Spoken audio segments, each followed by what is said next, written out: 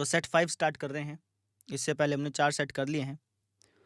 तो ये सेट आपको डिस्क्रिप्शन में मिल जाएगा, कमेंट सेक्शन में मिल जाएगा। वहाँ पर जाकर के आप पहले इसको डाउनलोड कर लो, खुद ब खुद सोल्व करो पूरे पेपर को, है ना। और उसके बाद जिस भी क्वेश्चन में डाउट आए उसको आप वीडियो में क्लियर कर लो, ठीक है। अच्छा जी, जिस भी क्वेश्चन पे स्टार लगा हुआ है वो क्वेश्चन आपको नहीं करने हैं, क्योंकि ये क्वेश्चन आपके इस साल नहीं आने वाले हैं, ठीक है। 30% सिलेबस कम हुआ है ना, तो इसलिए आपके जिस भी क्वेश्चन में स्टार लगे हैं वो क्वेश्चन नहीं आएंगे, ठीक है जी। तो करते हैं स्टार्ट। पे पहला क्वेश्चन देखो, फर्स्ट क्वेश्चन।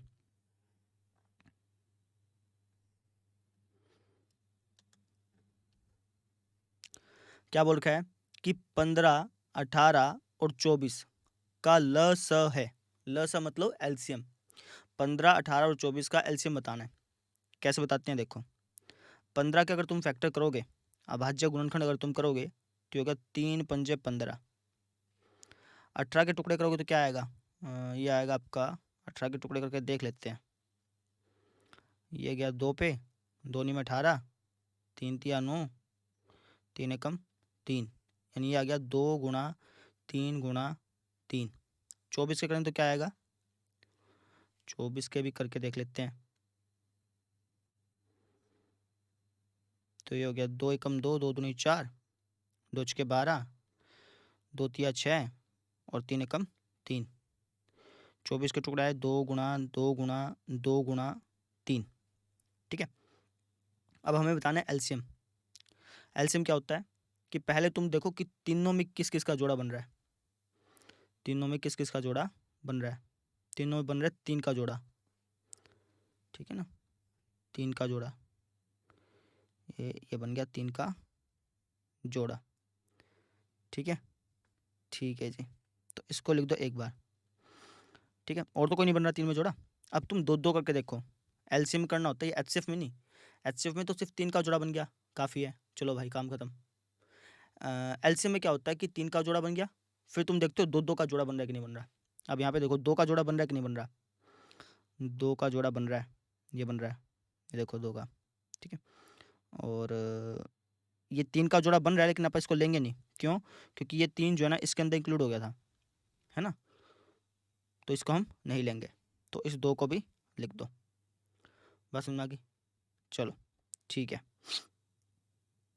अब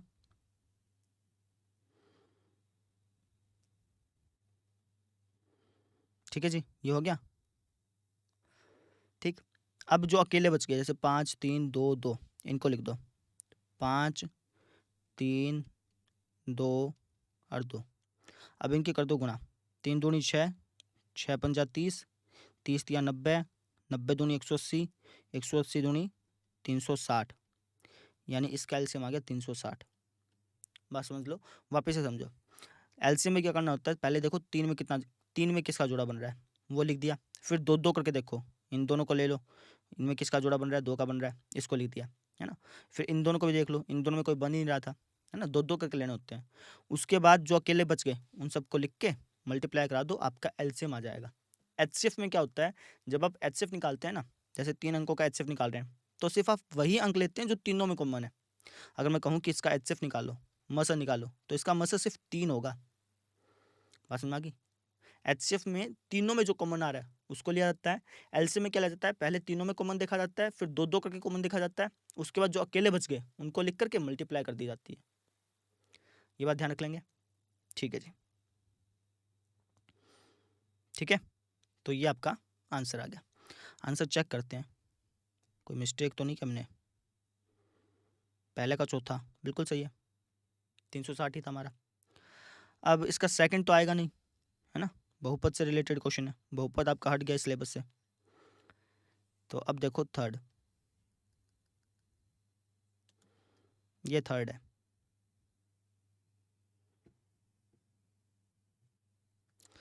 क्या कह रहा है कि बिंदु 3,4 मूल बिंदु से दूरी है, 3,4 की मूल बिंदु से दूरी बतानी है। तो मूल बिंदु क्या होता है, मूल बिंदु होता है 0,0। तो 3,4 की 0,0 से दूरी बतानी है। दूरी सूत्र का यूज कर लो, ये होता है अंडर रूट इनके एक्स कोऑर्डिनेट्स को घटा दो, तो 3 माइनस 0 इसका स्क्वायर प्लस में 4 माइनस 0 इसका स्क्वायर। ठीक है, तो ये हो गया आपका अंडर रूट 3 में से 0 गया 3 इसका स्क्वायर प्लस 4 में से 0 गया 4 इसका स्क्वायर हो गया। तो हो गया अंडर रूट 3 का स्क्वायर 9 और 4 का स्क्वायर 16। 16 9 कितना हो गया अपना रूट 25।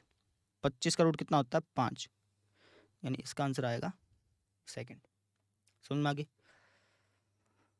हाँ जी, अगला देखो अब आप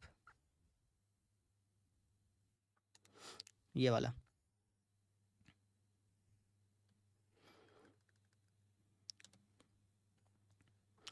क्या बोल रखा है कि त्रिभुज एबीसी और बीडीई दो समबाहु त्रिभुज इस प्रकार हैं कि डी जो है भुजा बीसी का मध्य बिंदु है। अच्छा, एक त्रिभुज बना लेता हूँ पहले एबीसी। ये मैंने एक त्रिभुज बना लिया एबीसी, ए बी सी। अब क्या बोला कि एक तो त्रिभुज है एबीसी, एक दूसरा बीडीई है ना। बीडीई बनाएंगे, लेकिन अब ध्यान से समझो इस चीज़ को। किस तरीके से बनाना है कि जो डी है ना, डी पॉइंट है, वो भुजा बीसी का मध्य बिंदु है, यानी डी जो है वो यहाँ पे मिलेगा।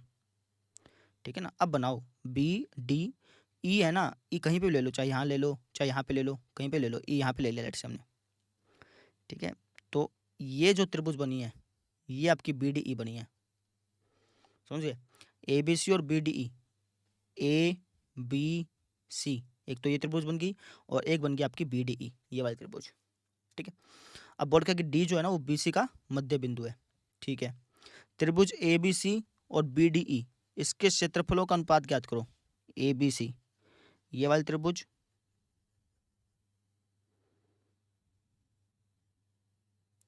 और बी डी ई ये वाली त्रिभुज, इनके क्षेत्रफलों का अनुपात ज्ञात करना है। जब भी क्वेश्चन में आ जाए ना कि क्षेत्रफलों का अनुपात ज्ञात करो, सबसे पहले आप क्या करो, उन दोनों त्रिभुजों को समरूप दिखा दो। और ये दोनों त्रिभुज समरूप हैं, रीजन बताओ कि क्यों है।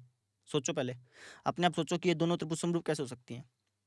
रीजन सिंपल सा है, क्योंकि ये समबाहु है ना, तो इसका कौन सबका कौन 60-60 होगा। ये भी 60 है, ये भी 60 है, ये भी 60 है ना। ऐसे ही इसका कौन भी 60 होगा, ये भी 60 होगा, ये भी 60 होगा, क्योंकि ये भी समबाहु है। तो तीनों कोण बराबर है ना दोनों त्रिभुजों के। इस त्रिभुज के तीनों कोण इस त्रिभुज के तीनों कोण के बराबर है। तो मैं कह सकता हूँ कि एंगल एंगल एंगल समरूपता कसौटी से ये दोनों त्रिभुज अपने समरूप हैं। ठीक है, अब जब त्रिभुज समरूप होते हैं तो उनके एरिया का रेशो, यानी ये दोनों ट्रायंगल समरूप है ना, ट्रायंगल ए बी सी समरूप है ट्रायंगल किसके, बी ई डी के, ट्रायंगल बी ई डी के। ठीक है, तो जब दो ट्रायंगल समरूप होते हैं तो इनके एरिया का ratio, area of triangle A B C बटे में area of triangle B E D, इनके एरिया का जो रेशो है ये बराबर किसके होता है, इनकी कोरस्पोंडिंग साइड। इनकी कोरस्पोंडिंग साइड कौन कौन सी हैं, ए बी बी ई, और लास्ट के ले लो B C E D, B C E D, और पहला लास्ट ले लो A C B D, A C B D. इनकी जो कोरस्पोंडिंग साइड है इसके रेशो के स्क्वायर के बराबर होता है। ठीक है, ठीक है जी। अब ए बी बी ई, अब अपन साइड का कैसे पता करें, A B B E, B C E D, B C E D है ना। अब साइड का कैसे पता करें वो समझते हैं। अब देखो कैसे करेंगे, मान लो कि ये साइड एक्स है तो ये भी एक्स होगी और ये पूरी भी क्या होगी, एक्स होगी। लेकिन क्वेश्चन में क्या लिखा है कि डी जो है वो मध्य बिंदु है, यानी कि ये साइड कितनी होगी, x/2 होगी। ये वाली डी सी कितनी होगी, x/2 होगी। और ये भी कितनी होगी, x/2 होगी।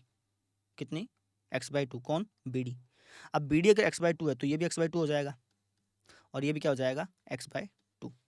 ठीक है, अब रख दो यहाँ पे, किसी में भी रख दो। ए भी कितना है, ए बी है x, तो यहाँ रख दो x बाय में। बी ई कितना है, बी ई ये है भाई x/2, लिख दो x/2 और इसका होल का स्क्वायर। इसको सोल्व कर लो। कैसे करोगे, देखो जब भी भाग में लिखा हो है ना, और एक जगह फ्रैक्शन लिखी हो एक जगह फ्रैक्शन ना हो, तो पहले जिस जगह फ्रैक्शन नहीं है उसको फ्रैक्शन में बदल दो। कैसे, जैसे यहाँ पे x है ना, इसको x/1 लिख लो, बटे में x/2 का x/2 लिख दो। ठीक है, इसको x/1 में ना भी चेंज करते ना तब भी निकाल सकते थे, लेकिन फिर कंफ्यूजन हो जाती है कई क्वेश्चन में, इसलिए हमने इसको चेंज कर लिया। अब नीचे भी फ्रैक्शन है, ऊपर भी फ्रैक्शन है ना, तो नीचे वाली फ्रैक्शन ऊपर जाकर के उल्टी हो जाएगी, यानी x/1 इंटू में 2/x ऐसा हो जाएगा, इसका होल का स्क्वायर। x से x कट गया, ये हो गया 2 का स्क्वायर 4, 1 का स्क्वायर 1, रेशो आ गया 4:1। बात समझ में आ गई? कितना आ गया? 4:1।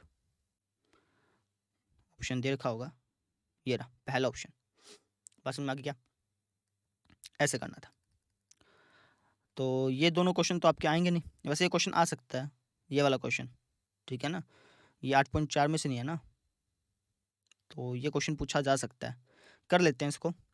वैसे स्टार लगा रखा है, लेकिन हो सकता है कि क्वेश्चन पूछ ले, कर लेते हैं। चलिए, कई बार मिस प्रिंटिंग हो जाती है ना इनसे भी, तो इसकी वजह से गलती से स्टार लगा दिया होगा।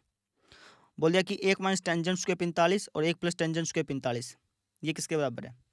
कैसे निकालेंगे? 1 माइनस टेंजेंट 45 की वैल्यू रख दो, टेंजेंट 45 की वैल्यू होती है 1, अब 1 का स्क्वायर करोगे तो 1 ही आएगा। सेम यहाँ पे 1 प्लस 1, तो 1 में से 1 गई 0, 1 और 1 2, 0/2 होता है 0। अब मुझे बताओ कि कहाँ पे 0 वैल्यू होती है? कोस 90 पे कितनी वैल्यू होती है? 0 होती है। टेबल याद है, कोस 90 पे 0 होती है, क्योंकि कोस 90 और साइन 0 सेम वैल्यू होती है, तो कोस 90 पे 0 होगी। ठीक है, सोचने दो मुझे। हाँ ठीक है, ठीक है जी, ठीक है, बिल्कुल ठीक है। बस में आ गई, यानी कि इसका ऑप्शन आएगा ऑप्शन नंबर 1, कर लेंगे। चलिए जी, अब देखिए आप अगला क्वेश्चन।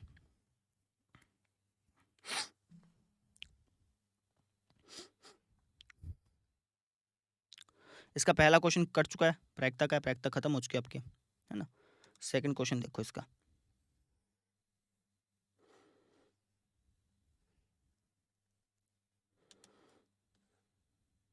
क्या बोला है कि चित्र में डीई जो है ना बीसी के पैरेलल है, डीई जो है वो बीसी के पैरेलल दे रखी है, समांतर दे रखी है, ठीक है। भुजा एडी की जो लंबाई है वो ज्ञात करनी है, एडी की लंबाई ज्ञात करनी है, इस एडी की, ठीक है जी। दे रखा है क्या? ए आपको दे रखा है 2.7 सेंटीमीटर, ये 2.7 दे रखा है, ये दे रखा है आपको बी डी 10.8, सी ई 8.1। आपको ए डी की लेंथ पता करनी है। कैसे पता करेंगे? बीपीटी थ्योरम का यूज़ करेंगे। किसका यूज़ करेंगे? बीपीटी का, बेसिक प्रोपोर्शनैलिटी थ्योरम। वो क्या बोलती है कि भाई अगर रेखाएं समांतर हैं, अगर रेखाएं समांतर हैं तो रेशो बराबर होगा, है ना। तो उसको लिखोगे कैसे प्रॉपरली? प्रॉपर लिखना पड़ेगा ना, ऑप्शन वाले तो है नहीं कि मनमर्जी से लिख दिया आंसर आ गया, ऐसे नहीं, प्रॉपर लिखना पड़ेगा। आप क्या कहोगे कि डी जो है वो समांतर दिया है बी सी के, ये हमको दिया हुआ है, ठीक है। तो अगर लाइन पैरेलल्स हैं, अगर रेखाएं समांतर हैं तो रेशो बराबर होता है, यानी कि ए डी और डी बी का जो रेशो है ये बराबर होगा ए ई और ई सी के रेशो के। रीजन बीपीटी से, या फिर थेल्स प्रमेय लिख दो, आपकी मर्जी है ना, या फिर आप लिख दो आधारभूत समानुपातिकता प्रमेय, वो भी ठीक है। तो ए डी कितना अपना? ए डी तो पता नहीं। डी बी कितना है? डी बी है 10.8 बराबर ए ई कितना है? ए ई है 2.7 और ई सी है 8.1, ये हो गया, है ना। तो एक प्रकार से पॉइंट कट जाएगा। कट जाने का मतलब समझो, ऊपर अगर मैं इसको सोल्व करता तो 27/10 लिख सकता था, और यहाँ पर भी 81/10 लिख सकता था, तो एक प्रकार से कट जाता, है ना। तो होगा 9 तिया 27, निम्न में 81, 3 एकम 3, 3 तिया 9, ऐसा हो गया। अब 10.8 भाग में है ना, इसको गुणा में ले जाओ, ये हो जाएगा ए डी बराबर 1/3 गुणा में 10.8, ये हो गया 3 तिया 9, एक बच गया 18 हो गया, 3 के 18, यानी ए डी की वैल्यू हो गई 3.6। पसंद में आ गई? ए डी की वैल्यू कितनी आ गई? 3.6 सेंटीमीटर। लिख देना बस, सेंटीमीटर जो लिख देना, छोटी छोटी बातों के नंबर कट जाते हैं। हाँ जी, समझ गए। अब आ जाओ जी अगले क्वेश्चन पे, ग भाग इसका।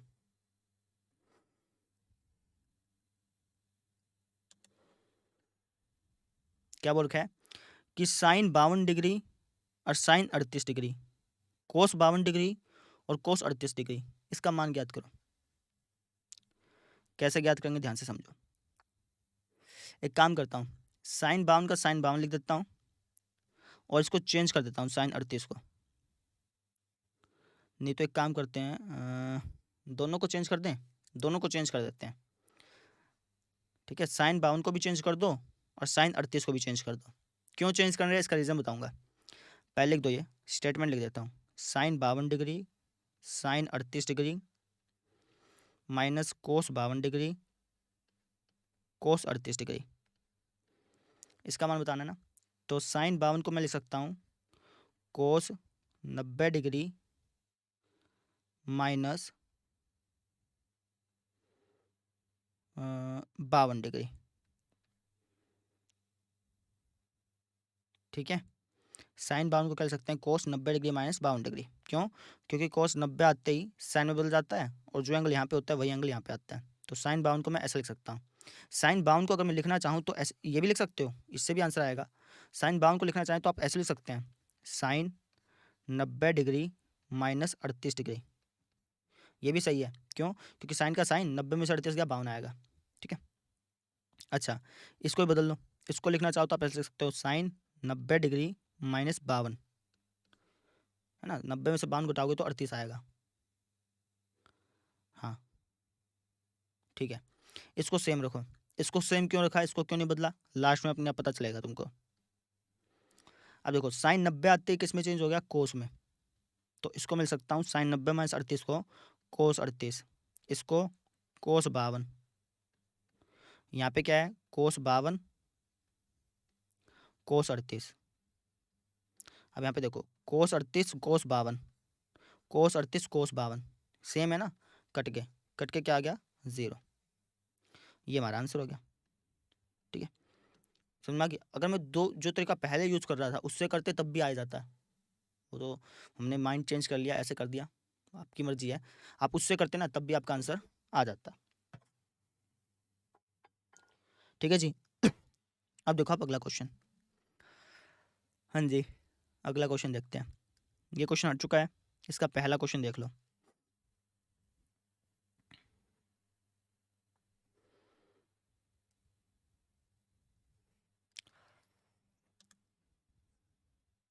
क्या बोला गया कि अगर 241 बटा 4000 बराबर है 241 बटा 2 की पावर m गुणा 5 की पावर n, तो m और n के मान ज्ञात करो। जहां m और n ऋणोत्तर पूर्णांक है, ऋणोत्तर का मतलब नेगेटिव नहीं है। आप ऐसे मत सोचोगे कि नेगेटिव, नहीं, नेगेटिव नहीं है, ऋणोत्तर, ऋण प्लस एत्तर, ऋण के अलावा, नेगेटिव के अलावा, नेगेटिव के अलावा मतलब m और n पॉजिटिव अंक है, ये मतलब हो गया। भाग की प्रक्रिया किए बिना, बिना भाग किए इसका दशमलव प्रसार भी लिखना है। लिख देते हैं, देखो कैसे करेंगे। तो ये हो गया 241 बटे में 4000, है ना। अब 241 का अगर मैं फैक्टर करूंगा तो 241 का फैक्टर 241 ही होता है, क्योंकि 241 एक अभाज्य संख्या है, इसको आप और नहीं तोड़ पाओगे। 4000 को तोड़ सकते हो टुकड़ों में, तोड़ के देखते हैं। तो 4000 यहाँ लिख दिया और अब भाग करना चालू करते हैं। तो हो जाएगा 2000, फिर कटेगा 2000,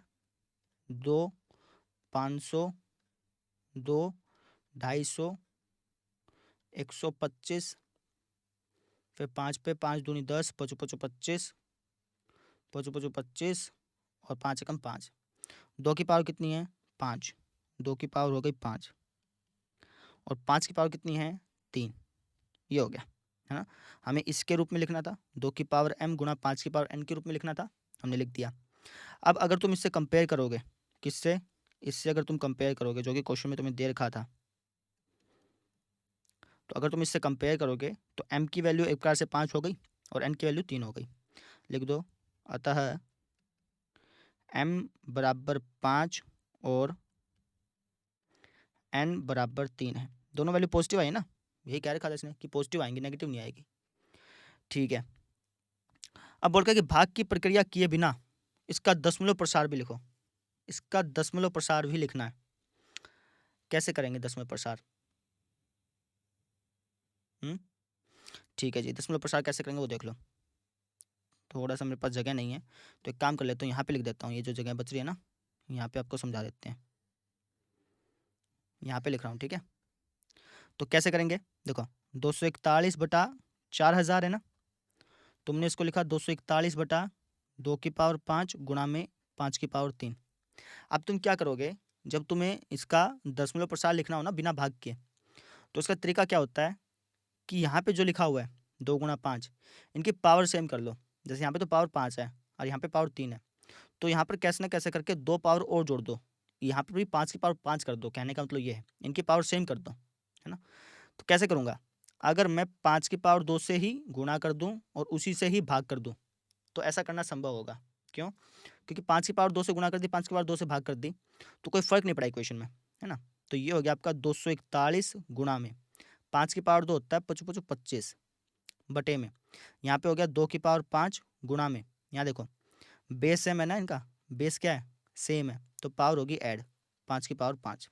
अब यहाँ पे कई बच्चों को कन्फ्यूजन हो जाता है, वो सोचते हैं कि 5 की पावर 2 की तो इससे भी गुणा होनी थी, इससे भी गुणा होनी थी। नहीं, जब यहाँ पे अगर प्लस का निशान होता, यहाँ पे गुणा के बजाय प्लस का या फिर माइनस का निशान होता, तो 5 की पावर 2 की दोनों से गुणा होती, लेकिन यहाँ पे निशान है गुणा का, तो इसका मतलब 1 से गुणा होगी।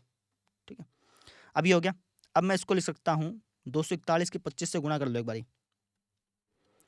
तो 5 एकम 5, 5 चौका 20, 2 आंसर ऊपर, 5 दूनी 10 और 2 12, 2 एकम 2, 2 चौका 8, 2 दूनी 4, 5 2 10, 4 5 6।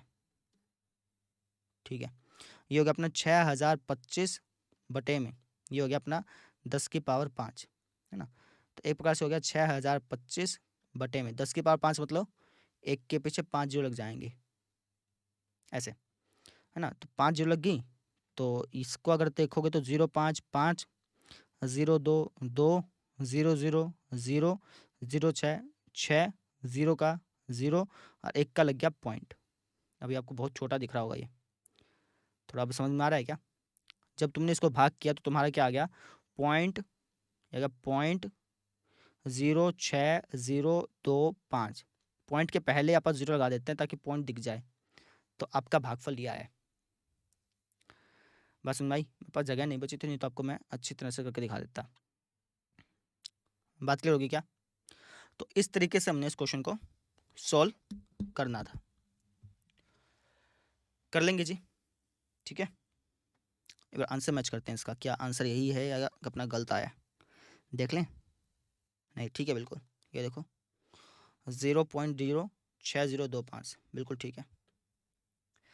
अब आओ जी अगले क्वेश्चन पे। सेकंड क्वेश्चन तो आएगा नहीं इसका, थर्ड क्वेश्चन पे आ जाओ।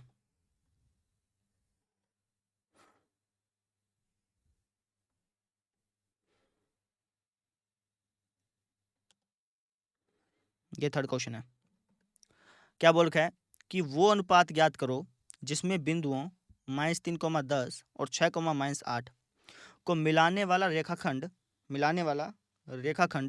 बिंदु -1, 6 के द्वारा विभाजित होता है। मतलब समझो इसका, ये 2 पॉइंट है, इन दोनों पॉइंटों को हमने मिला दिया इस तरीके से, -3, 10 और दूसरा पॉइंट है 6, -8, और ये कोई बीच में पॉइंट है -1, 6। किस तरफ है ये नहीं पता, इस तरफ है या इस तरफ है ये नहीं पता हमें, है ना। हमें रेशो निकालना है, तो जब रेशो निकालना हो, अनुपात निकालना हो, तो आप अनुपात मान लेते हैं। ठीक है, तो एक काम करता हूँ, इसको मैं नाम देता हूँ P, इसको R, इसको Q। ठीक है, तो हम लिख देंगे माना ये जो Q पॉइंट है -1, 6, ये PQ को K/1 में विभाजित करता है। मैंने मान लिया कि ये जो पॉइंट है ना Q, ये इस PR को, सॉरी PQ लिख दिया मैंने, PR को, ये PR को K/1 में विभाजित करता है। जब भी आपसे पूछ लिया जाए ना कि अनुपात ज्ञात करो, रेशो ज्ञात करो, तब आपको ऐसे ही करना है जैसे अभी मैं आपको करा रहा हूँ। ठीक है, K/1 मान लिया, इसको क्यों माना K/1, क्यों दूसरा नहीं माना, इसको तो है ना आपको समझना है, तो आपको चैप्टर देखने ही पड़ेंगे। 7.1 7.2 आपको कराई गई थी ना, उसके अंदर आपको 7.2 के अंदर है ये कंसेप्ट कि K/1 क्यों माना, बाकी चीज़ें क्यों नहीं माननी, M1/M2 भी माना जा सकता था। इसका जो रीजन है आपको वहाँ पढ़ कर ही पता चलेगा, हम तो पेपर सोल्व कर रहे हैं ना, तो इसके अंदर मैं अगर पूरा डीपली समझाने लग जाऊँगा तो ये पेपर सोल्व करने में साल लग जाएगा मेरा तो। ठीक है, तो ये चीज़ है, समझ गए। तो इसको हम मान लेते हैं x1 y1, x2 y2, x y, और ये रेशो दे रखा है m1 m2, है ना। तो विभाजन सूत्र से, विभाजन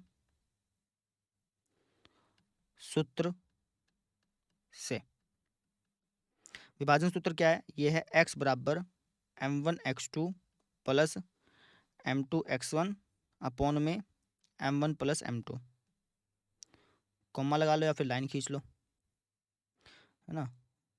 नहीं तो एक से ही वैल्यू आ जाएगी, वैसे तो y की निकालने की जरूरत नहीं पड़ेगी, लिखना चाहो तो लिख सकते हो y का भी, लेकिन लिखने की जरूरत नहीं पड़ेगी आपको, है ना। क्यों नहीं पड़ेगी बता देंगे, अभी आप करके देख लीजिए, आपकी वैल्यू आ ही जाएगी इसमें। x की वैल्यू है -1 बराबर m1 की वैल्यू कितनी है k की गुणा करनी है 6 से, तो ये हो जाएगा 6k। ऐसे ही 1 की गुणा करनी है -3 से, -3 बटे में इन दोनों को जोड़ लेना है k + 1।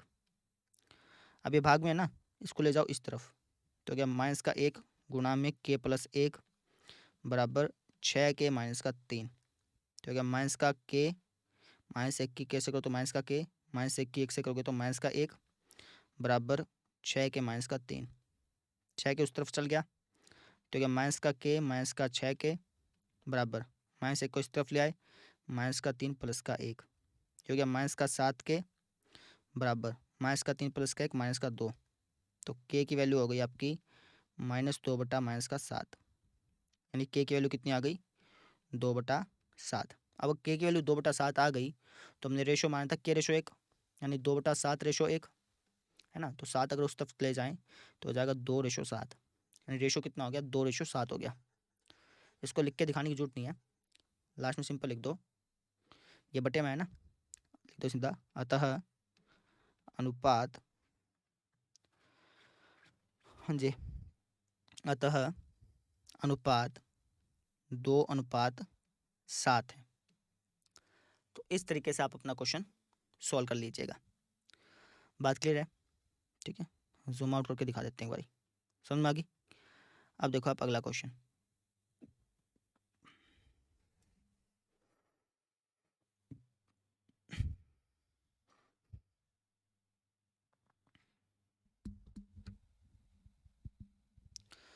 देखो जी अगला, ये हो गया, ये हो गया। अब आ जाए इस पे, ये क्वेश्चन हमने सैम्पल पेपर में लिया हुआ है, ठीक है। क्या बोल रखा है कि दो घनों जिनमें से प्रत्येक का आयतन 343 घन सेमी है, घन सेमी मतलब सेंटीमीटर क्यूब है, के समलग्न फलकों को मिला करके एक ठोस बनाया गया। मतलब समझो, दो घन हैं इस तरीके से,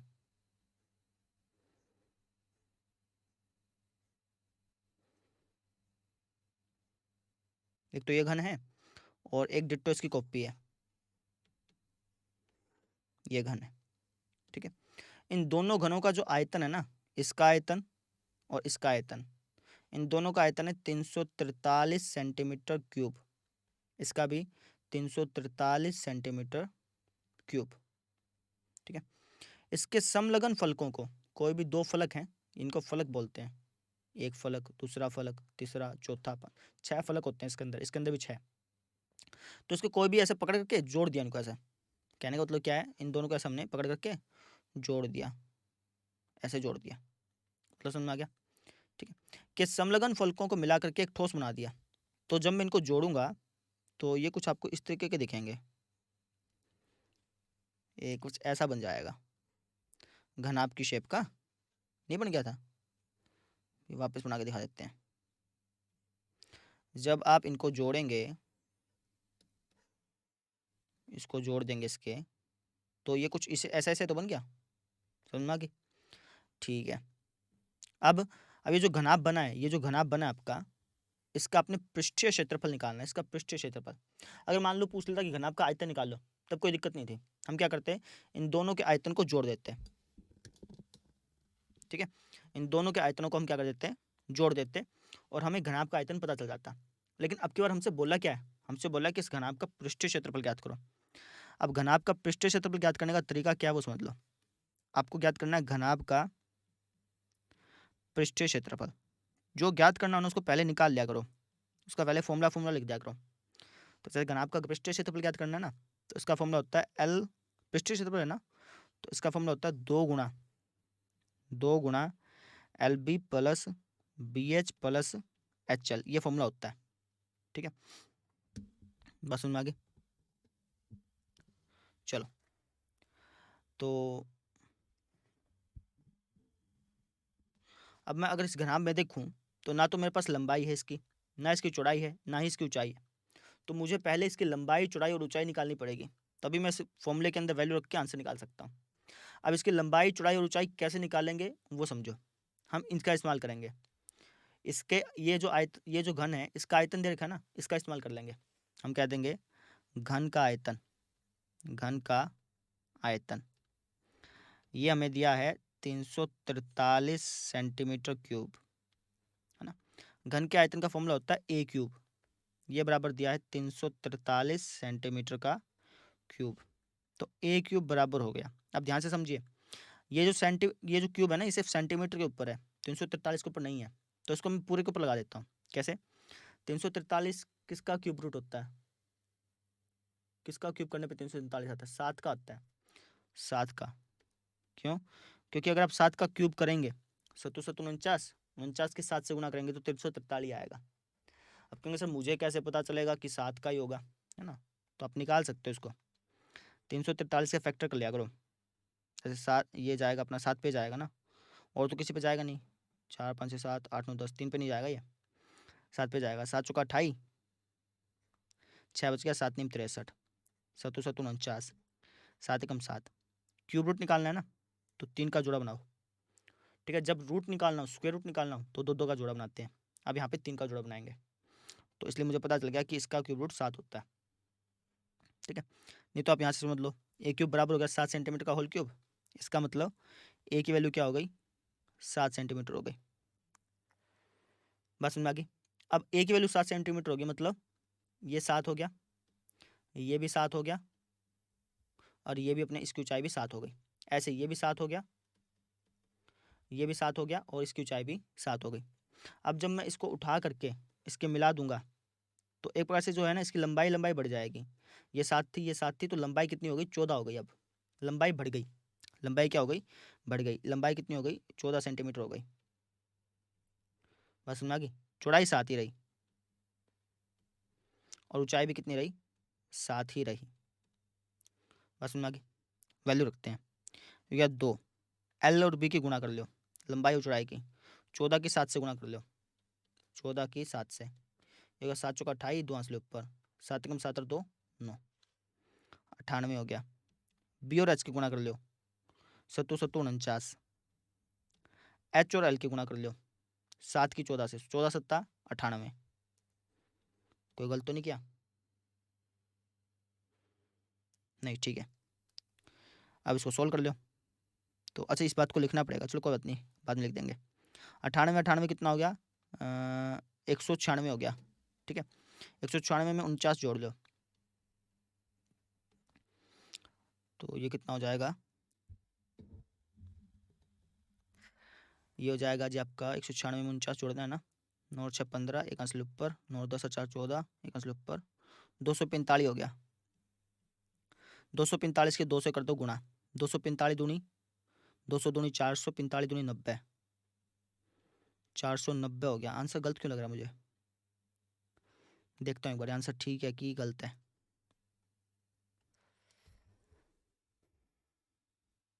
नहीं, ठीक है, 490 वर्ग सेंटीमीटर ही है। ठीक है हमारा आंसर। बस में आगे। ठीक है जी, चलिए अब इसके अंदर डिटेल लिखनी थी मुझे, डिटेल लिखनी थी। क्या? घनाभ की। तो घनाभ की लंबाई, घनाभ की लंबाई यानी एल, ये कितनी है? 14 सेंटीमीटर हो गई, डबल होगी ना। इसकी चौड़ाई पे कोई फर्क नहीं पड़ा, है ना, चौड़ाई 7 के साथ ही रही। ऊंचाई पर भी कोई फर्क नहीं पड़ा, ऊंचाई भी 7 की 7 ही रही। तो इस तरीके से हमने इस क्वेश्चन को सोल्व किया। बस समझ आई? ठीक है, अब देखिए अगला क्वेश्चन। 1 मिनट रुको, सिर्फ 1 मिनट। हाँ देखो कर लिया ये क्वेश्चन। अब आ जाओ जी चौथे का पहला।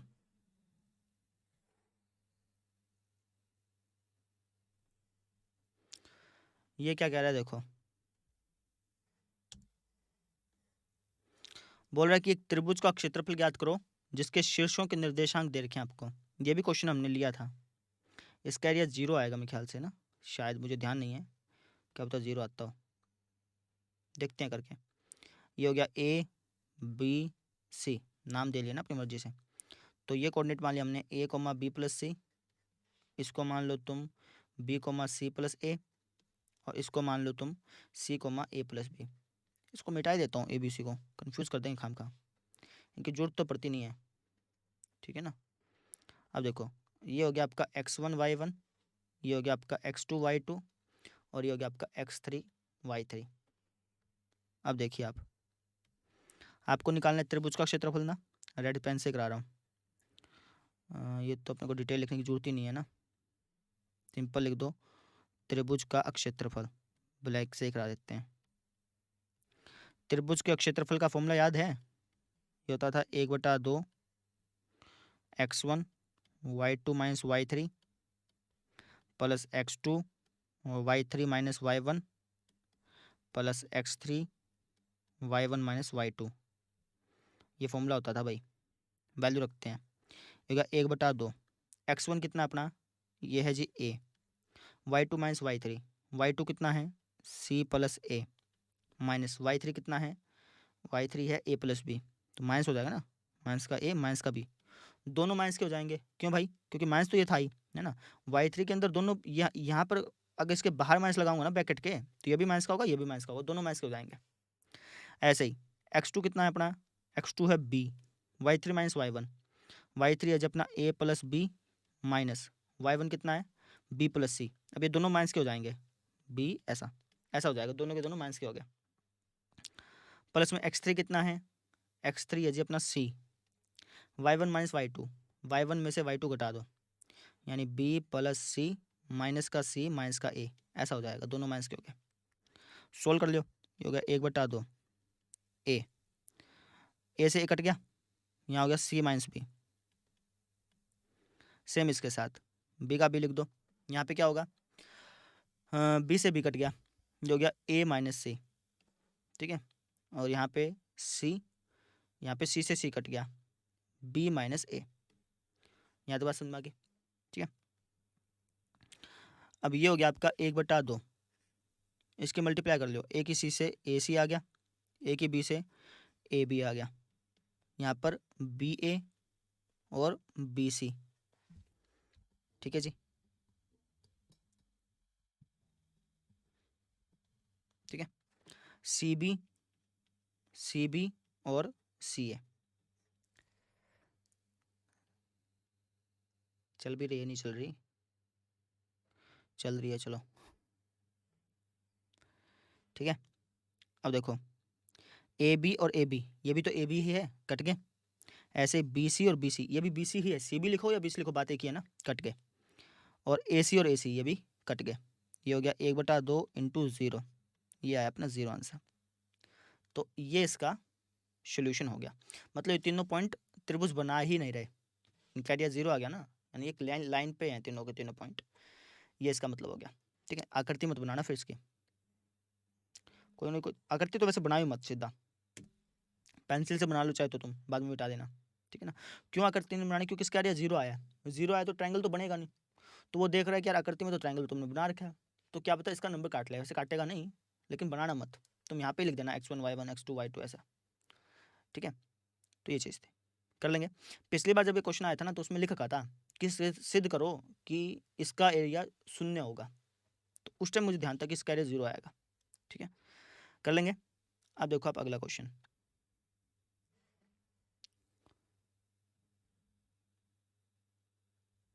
ख भाग देखो इसका।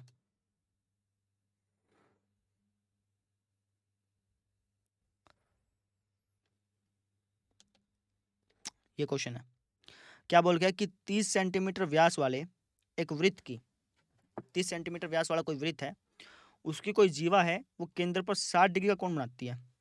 संगत लघु वृत्तखंड का क्षेत्रफल ज्ञात करें।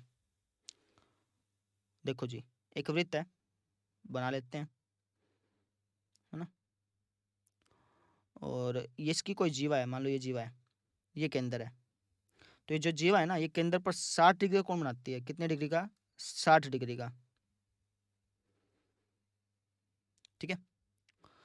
बोल रखा है कि इसका व्यास है 30, व्यास 30 है तो इसकी त्रिज्या हो गई 15, है ना। संगत लघु वृत्तखंड का, इस वृत्तखंड का एरिया निकालना है।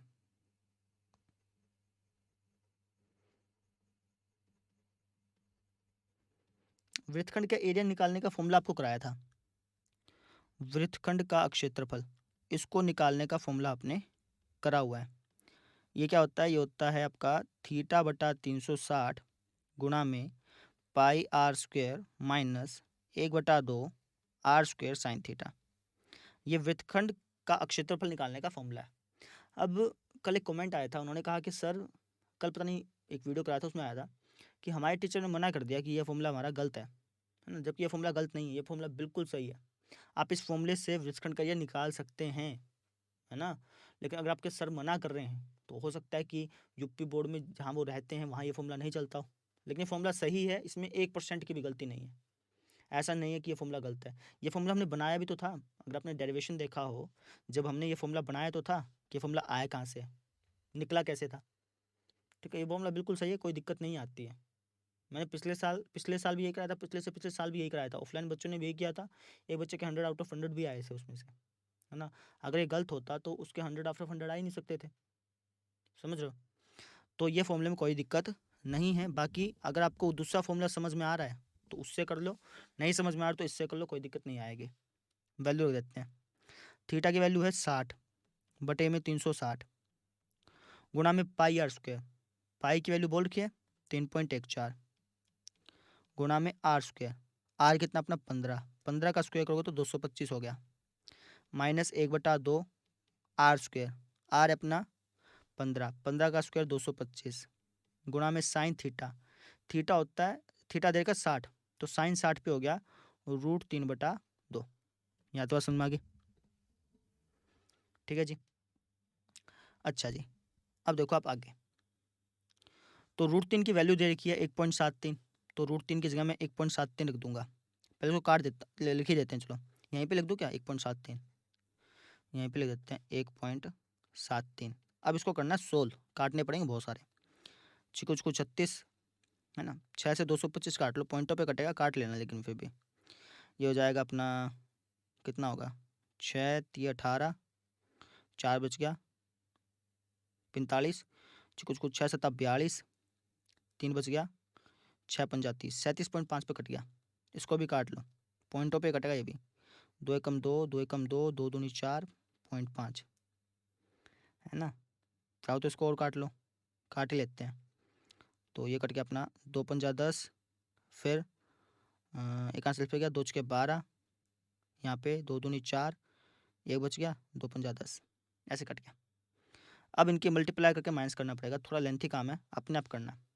3.14 की 37.5 से मल्टीप्लाई करो, 5 चौका 20, 2 आंसर ऊपर, 5 एकम 5 और 2 7, 5 3 15, है ना। अपने आप करना मल्टीप्लाई, मल्टीप्लाई खुद करोगे तो ज़्यादा समझ में आएगा। मल्टीप्लाई करके घटा देना तुम्हारा आंसर आ जाएगा अपने आप। ठीक है, अपने आप करना, अपने आप करोगे तो ज़्यादा सही रहेगा। बात क्लियर है? ठीक है जी, चलो कर लेंगे। अब यहाँ पे लिखनी है हमें डिटेल। अगर मान लो तुमने सोल्व किया और तुम्हारा आंसर नहीं मिल रहा पीछे से, पीछे आंसर है कितना वैसे, पॉइंट में दे रखा होगा उन्होंने भी, हाँ 686 पॉइंट। अच्छा, अपना पीछे वाले का आंसर गलत आया था क्या, कोई मिस्टेक कर दी होगी। चलो देखते हैं पिछले वाला आंसर। चलो देख लेता हूँ पिछले वाला आंसर गलत कैसे आ गया।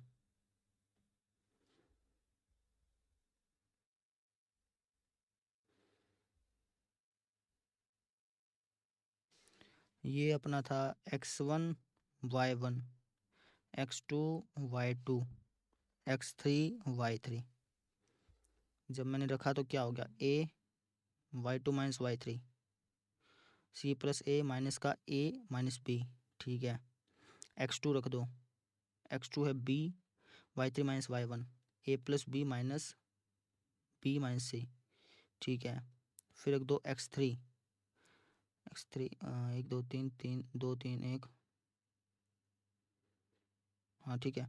y1 b plus c minus y2 c plus y2 तो c प्लस ए है ना, y1 minus y2 b plus सी में से c माइनस, हाँ ठीक है। तो a से a कट गया, c माइनस b बच गया, b से b कट गया, a माइनस c बच गया, c से c कट गया, b माइनस a बच गया। मल्टीप्लाई करो तो a c minus a B, b a minus b c b minus a c a कटे, ए बी ए कटे, बी सी बी कटे, 0 ही आएगा। नहीं ठीक है अपना आंसर, इनकी कोई मिस्टेक है, अपना आंसर बिल्कुल सही है भैया। चौथे का जो आंसर है ना वो बिल्कुल सही है अपना, ये इनकी कोई मिस्टेक है, ठीक है ना। अपना आंसर तो बिल्कुल सही आ रहा है। बाकी इसमें कोई क्वेश्चन में मिस्टेक हो तो कमेंट सेक्शन में बता दीजिएगा, हो सकता है कि मेरा ध्यान ना जा रहा हो, ठीक है। बाकी मुझे तो कोई मिस्टेक लग नहीं रही इसमें, ठीक है जी। अच्छा अब इसका आंसर जो है ना, जब आप इसको सॉल्व करेंगे इसका आंसर ये आएगा, 686 पॉइंट जो था ये आएगा, ठीक है। अच्छा अब लिखते हैं डिटेल। डिटेल में क्या लिखोगे आप, वृत्तखंड की त्रिज्या बता दो और कोण बता दो। वृत्तखंड का या फिर लघु वृत्तखंड कह लो आप, वृत्तखंड की त्रिज्या यानी कि आर कितनी है, 15 सेंटीमीटर है, और वृत्तखंड का कोण यानी थीटा ये कितना है, 60 डिग्री है। तो इस तरीके से हमने इसको सॉल्व कर लिया, बात क्लियर है, ठीक है। अब देखो जी आप अगला क्वेश्चन, इसका ग भाग,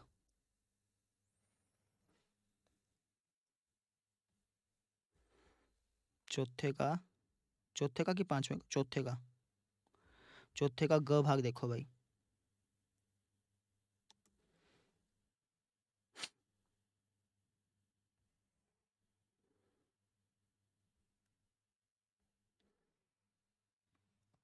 देखो जी वो क्वेश्चन चेक कर रहा था कभी इसमें कोई गलती ना हो, लेकिन इसमें कोई गलती है ही नहीं, चेक कर लिया मैंने, वापस से चेक कर लिया, ठीक है। इस पे आ जाओ,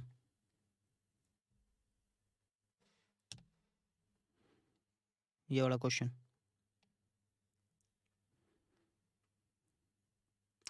क्या बोल रखा है कि अगर कोसिकेंट थीटा है इतना तो टेंजेंट थीटा और कोस थीटा की वैल्यू निकाल लो।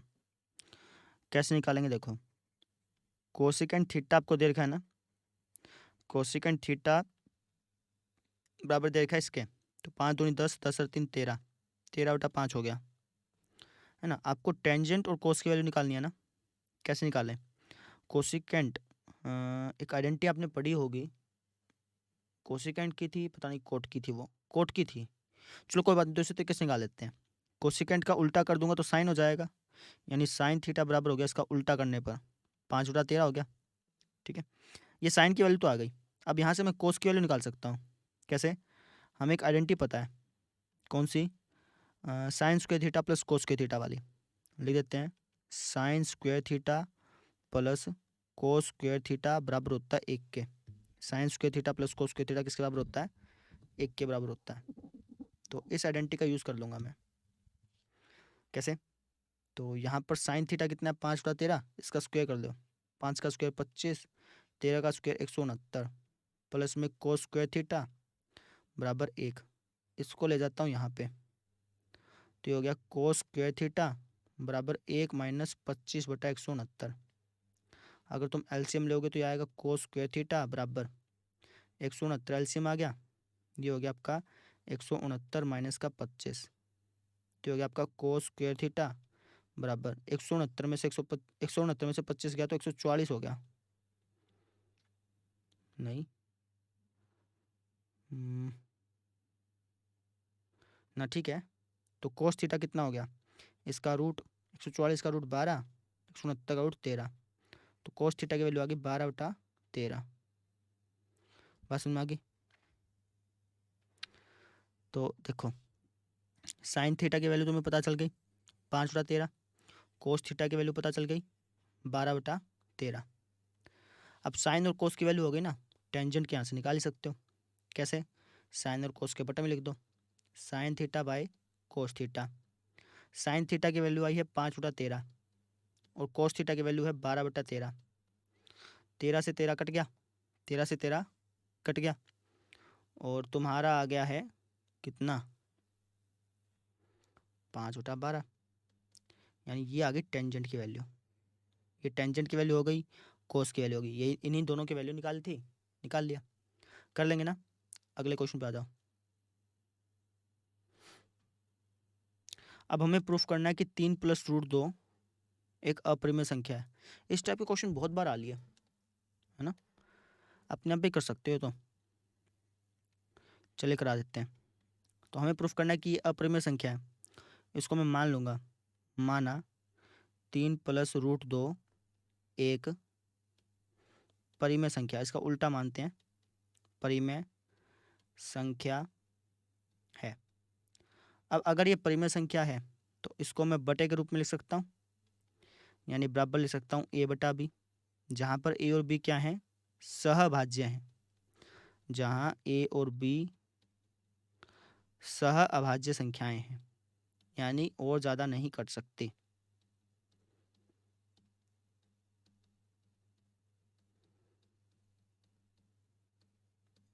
ठीक है, अच्छा 3 को ले जाओ उस तरफ, तो यह √2 बराबर a/b - 3।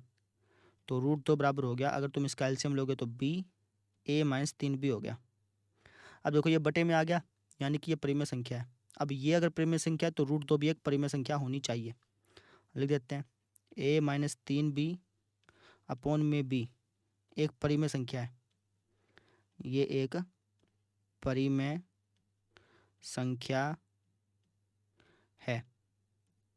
तो अगर ये परिमेय संख्या है, इसका मतलब √2 भी एक परिमेय संख्या होना चाहिए। तो इसका मतलब ये हो गया कि √2 भी एक परिमेय संख्या होना चाहिए, क्योंकि दोनों बराबर है ना। ये अगर परिमेय है तो ये अगर इसके बराबर है तो ये भी परिमेय संख्या होना चाहिए, परिमेय संख्या होनी चाहिए। परंतु √2 तो एक अपरिमेय संख्या है, √2 तो एक अपरिमेय संख्या है।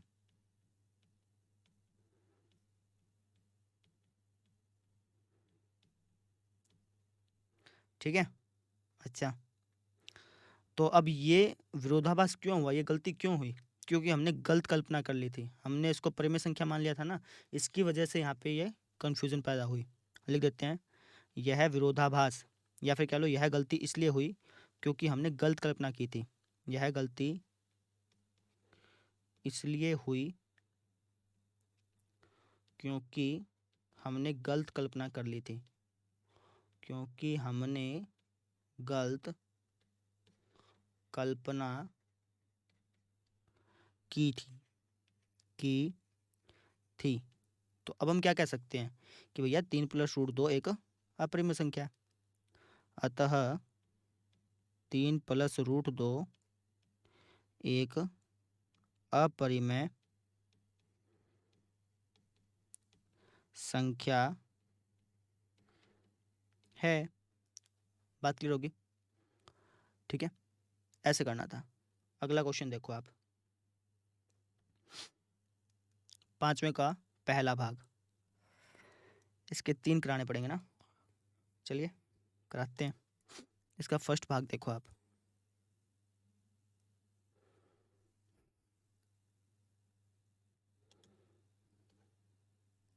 क्या बोल रखा है कि भाई के किस मान के लिए निम्नलिखित रैखिक समीकरणों के युग्म के अपरिमित रूप से अनेक हल होंगे।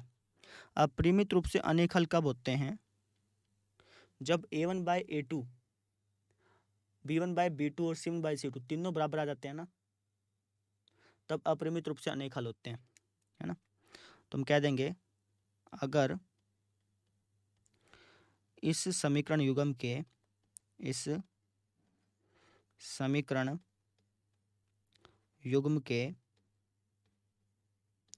अपरिमित रूप से अनेक हल हैं, अपरिमित रूप से अनेक हल हैं तो हम क्या कह सकते हैं, A1/A2 बराबर होगा B1/B2 के, और ये बराबर होगा C1/C2 के। ठीक है, अब A क्या है यहाँ पे, A1 ये है K, A2 12, B1 3, B2 K, C1 K-3 और C2 K। अब आप में से कई बोल सकते हैं सर आप इसको यहाँ पे नहीं लेके आए, पिछली बार तो लेके आए थे, है ना। तो देखो जब क्वेश्चन में कह दिया जाए ना कि यार इसको वजन गुणन विधि से भी हल करना है, तब आपको इसको यहाँ पे लेके आना है ना। नहीं कह रखा तो मत लाओ, यहाँ पे ले आओगे अब भी तब भी कोई दिक्कत नहीं है, नहीं लेके आओगे तब भी कोई दिक्कत नहीं है ना। लेकिन वजन गुणन विधि जब कह रखी है ना, क्वेश्चन में लिखा हुआ है कि वजन गुणन विधि से करो इसको हल, तब आपको लाना ही लाना है, ध्यान रखिए इस चीज़ का, अदरवाइज आपका क्वेश्चन गलत हो जाएगा, है ना। अब हम क्या करेंगे, इन दोनों को भी बराबर रख लेंगे और इन दोनों को भी बराबर रख लेंगे।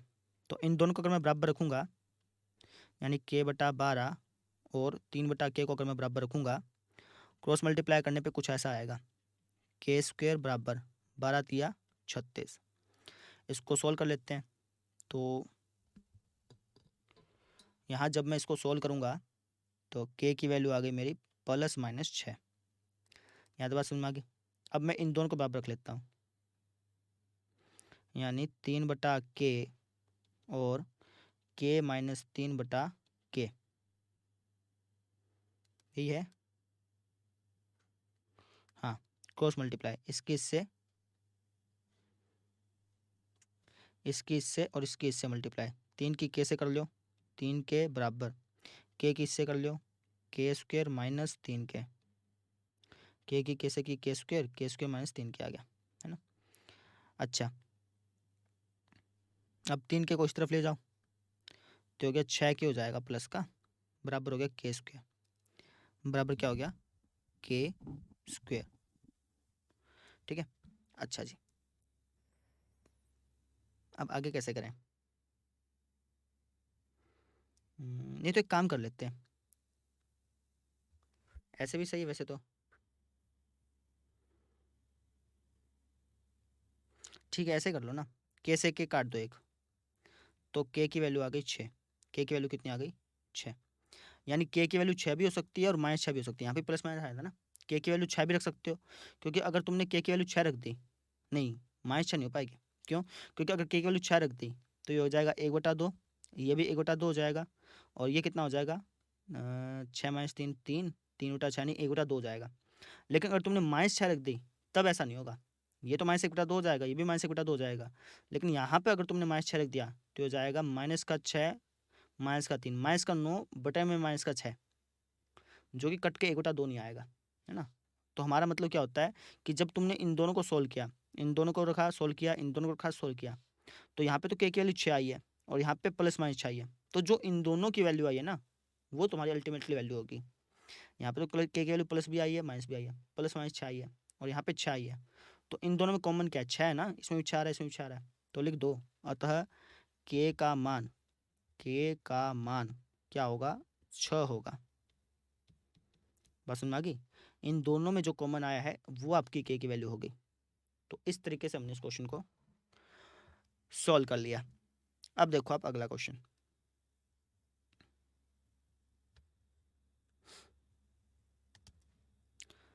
अब ये वाला क्वेश्चन देखो, ये भी पहले आ चुका है।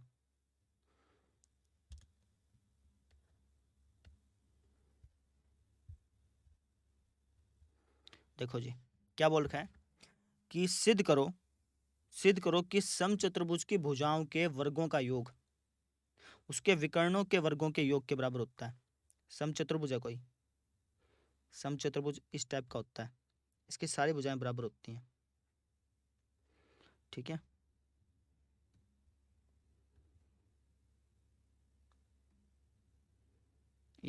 ये हमने मान लिया कि समचतुर्भुज है ABCD। अब हमें प्रूफ करना है कि इसकी भुजाओं के वर्गों का योग, इसकी भुजा कौन सी है AB BC CD DA, तो इनके वर्गों का योग यानी AB का स्क्वायर BC का स्क्वायर CD का स्क्वायर और DA का स्क्वायर, इन भुजाओं के, ये जो भुजाएं हैं इन भुजाओं के वर्गों का योग अगर मैं इन भुजाओं का स्क्वायर करके जोड़ दूं, इन भुजाओं का स्क्वायर करके जोड़ दूं, तो इसका योग, इन भुजाओं के वर्गों का योग इसके विकर्णों के, इसके जो विकर्ण है, विकर्ण कौन से हैं, ये हैं जी AC और BD।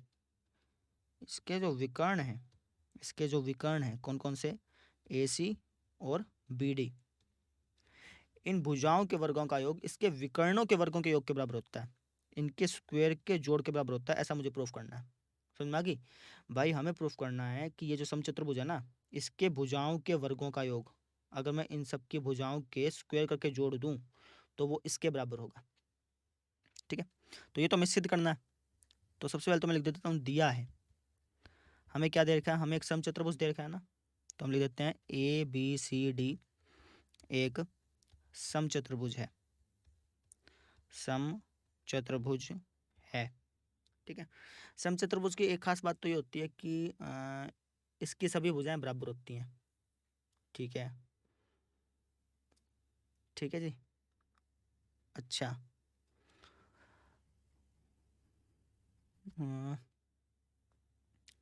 तो सभी भुजाएं अगर बराबर हैं, और भी क्या गुण होते हैं इसके, और भी गुण होते हैं क्या, कि इसके जो विकर्ण होते हैं ना, विकर्ण, ये विकर्ण परस्पर एक दूसरे को समद्विभाजित करते हैं समकोण पे। क्या बोला मैंने, ये विकर्ण परस्पर एक दूसरे को समकोण पे समद्विभाजित करते हैं। समद्विभाजित का मतलब, लेट्स से O मान लिया, तो इसका मतलब AO और OC की लेंथ बराबर होगी, AO और OC की लेंथ बराबर होगी, और BO और OD की लेंथ बराबर होगी, BO और OD की लेंथ बराबर होगी। इसके साथ साथ यहाँ पे जो कोण बनेंगे ये 90-90 के बनेंगे। कितने कितने के बनेंगे, 90-90 के बनेंगे। समझ में आ गई? ठीक है, इस बात को भी लिख देते हैं।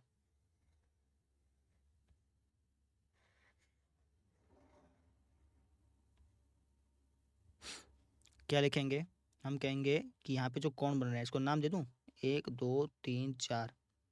ये जो एंगल बने ना, एंगल 1, एंगल 2, एंगल 3 और एंगल 4, ये चारों के चारों एंगल बराबर हैं किसके, 90 डिग्री के। ये तो हमें दिया हुआ है एक प्रकार से, और हमें सिद्ध करना क्या है, सिद्ध करना है, हमें सिद्ध करना है ये वाली बात। तो करते हैं जिसको सिद्ध। कैसे सिद्ध करेंगे वो समझो। तो एक काम करता हूँ, मैं लेफ्ट हैंड साइड को उठा लेता हूँ। लेफ्ट हैंड साइड ये है ना, यानी AB² plus BC² plus CD² plus DA²। इस क्वेश्चन को करने के बहुत सारे मेथड हैं, ऐसा मत समझिएगा कि जो मेथड मैं कराऊंगा वही मेथड सही है, और भी मेथड से आप कर सकते हैं। ठीक है ना, हो सकता है कि जो मेथड मैं करा रहा हूँ वो लेंथी हो, ये भी हो सकता है। ठीक है, तो चलिए करते हैं फिर। AB² plus BC² plus CD² plus DA², इसको मुझे इसके बराबर दिखाना है ना, यानी हमारा अल्टीमेट एम है कि कैसे ना कैसे करके इसको हम ऐसा ऐसा बना सकें। अब कैसे बनाएंगे वो समझते हैं। तो AB² इसको क्या लिख सकता हूँ, अगर तुम थोड़ा ध्यान से समझो। अच्छा, अब कई बच्चे क्या गलती करेंगे, वो कहेंगे सर AB² प्लस BC² है ना, AB² प्लस BC², तो ये तो AC² के बराबर होगा ही, इसको डायरेक्टली वो AC² लिख देते हैं। लेकिन ऐसा नहीं लिख सकते। क्यों? क्योंकि क्वेश्चन में कहीं नहीं क्या रखा कि ये कोण 90 का है। समचतुर्भुज में जरूरी नहीं होता कि ये कोण 90 का हो। अगर ये कोण 90 का होता ना, कह देता कि ये वर्ग है, तब तो यहाँ पर ये कोण 90 का होता, फिर तुम AC² कह सकते थे। लेकिन यहाँ पे ये कोण 90 का नहीं है, तो तुम नहीं कह सकते इसको। ठीक है, अच्छा जी, अब दूसरे तरीके से करेंगे। तो मुझे बताओ कि AB² को क्या लिख सकते हो, AB² को। तो अगर तुम यहाँ पे देखो तो ये कोण 90 का है, यानी एक प्रकार से ये आपका समकोण त्रिभुज बन रहा है ना। तो अब ध्यान से देखना, ये कोण 90 का है, तो इसके सामने वाली भुजा ये कर्ण हो गई, है ना। तो AB² किसके बराबर होगा, इसको हमने O मानना था ना, OB² प्लस OA² के बराबर होगा। क्या बोला मैंने, AB² बराबर होगा OB² प्लस OA² के। ठीक है, ठीक है जी।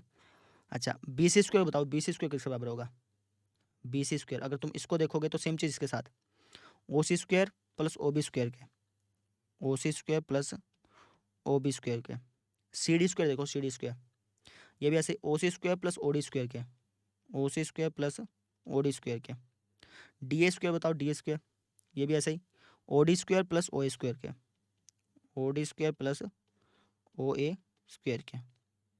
अब OB² प्लस OB², 2OB² हो गया, OA² प्लस OA², 2OA² हो गया, और OC² प्लस OC², 2OC² हो गया, है ना, और OD² प्लस OD², 2OD² हो गया।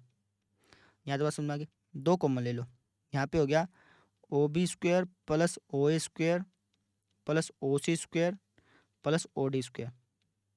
ठीक है, ऐसा ऐसा बनाना है ना, बनाएंगे, अभी बनाएंगे, चिंता ना करो। यहाँ तक लिख लो पहले। ठीक है, अब देखो आप, ये हो गया 2। अब देखो OB², OB कह लो या BO कह लो, बात तो एक ही है। तो इस OB को मैं OD लिख सकता हूँ, OB को मैं OD लिख सकता हूँ। ठीक है, OA को कुछ लिख सकता हूँ, OA कह लो या AO कह लो, बात तो एक ही है। तो OA को लिख सकता हूँ OC²। इसको छेड़ रहा हूँ, है ना, क्यों नहीं छेड़ रहा हूँ बाद में पता चल जाएगा। यहाँ तक लिखो, तो हो जाएगा 2 into OD² plus OD², 2OD² हो गया, प्लस में OC² प्लस OC², 2OC² हो गया। रीज़न लिखना यहाँ पे तुम रीज़न लिखोगे। रीज़न क्या लिखोगे, दिया है लिख देना, या फिर तुम यहाँ पे लिख देना, हाँ दिया है लिख दो। ठीक है, ये हमने दिया है, हमें ढाल रखा है ना इस चीज़ को, तो इसलिए हम दिया है लिख सकते हैं। और यहाँ पर भी रीज़न लिखना पड़ेगा तुम्हें। यहाँ पर ऐसा कैसे किया था तुमने, यहाँ पे ये तुमने कैसे किया था, पाइथागोरस थ्योरम से ना, तो लिख दो इसको पाइथागोरस प्रमेय से,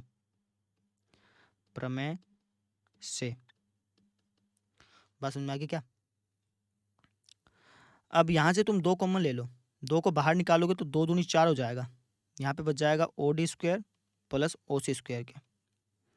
यहाँ तो बात समझ में आ गई। ठीक है, अब देखो आप, थोड़ा सा जूम आउट और कर रहा हूँ मैं।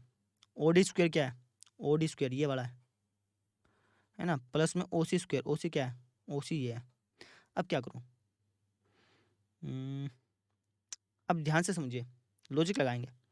इस OD को अगर मैं लिखना, मुझे चाहिए क्या पहले वो देखो, मुझे चाहिए AC और BD, यानी कैसे ना कैसे करके इस OD को BD के अंदर चेंज करना है ना, इस OD को इस BD के अंदर चेंज करना है।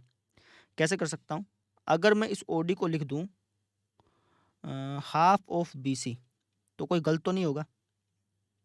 ये जो OD है, ये इस BD का, सॉरी BC लिख दिया मैंने, इस BD का, किसका, BD का हाफ है।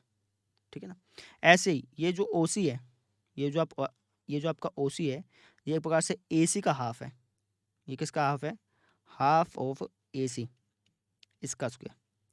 ठीक है ना, तो ये हो गया आपका 4, ये हो गया फिर आपका BD² बटे में 2 का स्क्वायर 4, ऐसे ही AC² बटे में 2 का स्क्वायर 4।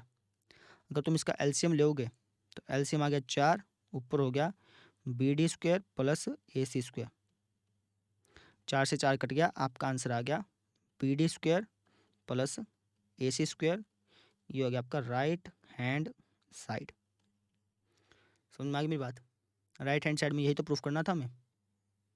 ठीक है, अब आपको लगा हो यार ये तो मेथड बहुत लेंथी है, इससे छोटा मेथड भी हो सकता है, वो आपको खुद ब खुद डिस्कवर करना है, खुद ब खुद खोजना है। ठीक है ना, जो मेथड आप पहली बार खुद ब खुद निकालेंगे ना, वो मेथड आपको कभी ज़िंदगी में नहीं भूलेंगे। मुझे ये मेथड आसान लगता है क्योंकि मैंने पहली बार निकाला था, पहली मतलब जब मैं स्टार्टिंग कर रहा था निकालने की, तो मैंने ऐसे करता गया, तब ये पहली बार में निकल गया था मुझसे। ठीक है ना, मतलब पहली बार का मतलब ये नहीं कि जब निकाला तभी निकले, नहीं, 3-4 बार कोशिश करी, बिना देखे बिना किसी की हेल्प लिए मुझसे ऐसे ये क्वेश्चन सोल्व हुआ था, तो इसलिए ये मेथड मुझे ज़्यादा आसान लगता है। ठीक है, जब आप इसको खुद ब खुद सोल्व करेंगे तो जो मेथड आप यूज़ करेंगे ना, वो आपको सबसे आसान लगेगा, चाहे वो कितना लंबा हो, वो आपको सबसे आसान लगेगा।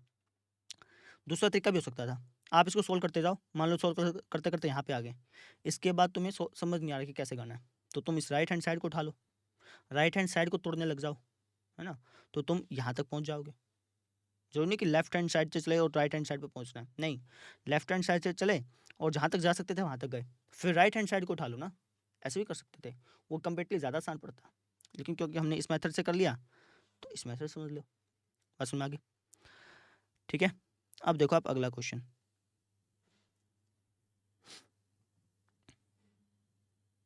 ग भाग तो कट गया आपका, ये आ जाओ घ पे, इस पे आ जाओ।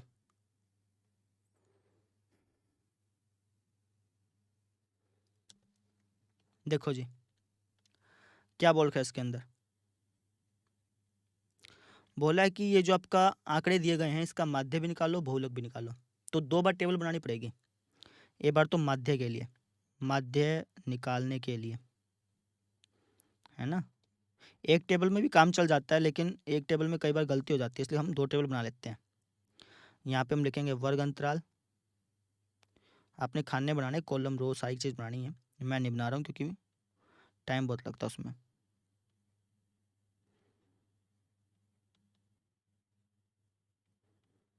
ठीक है,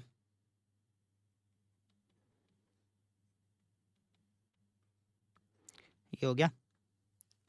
अब यहाँ पे लिख देता हूँ बारंबारता। बारंबारता मतलब फ्रीक्वेंसी FI। ये कितनी है? 4, 8, 10, 12, 10, 4, 2।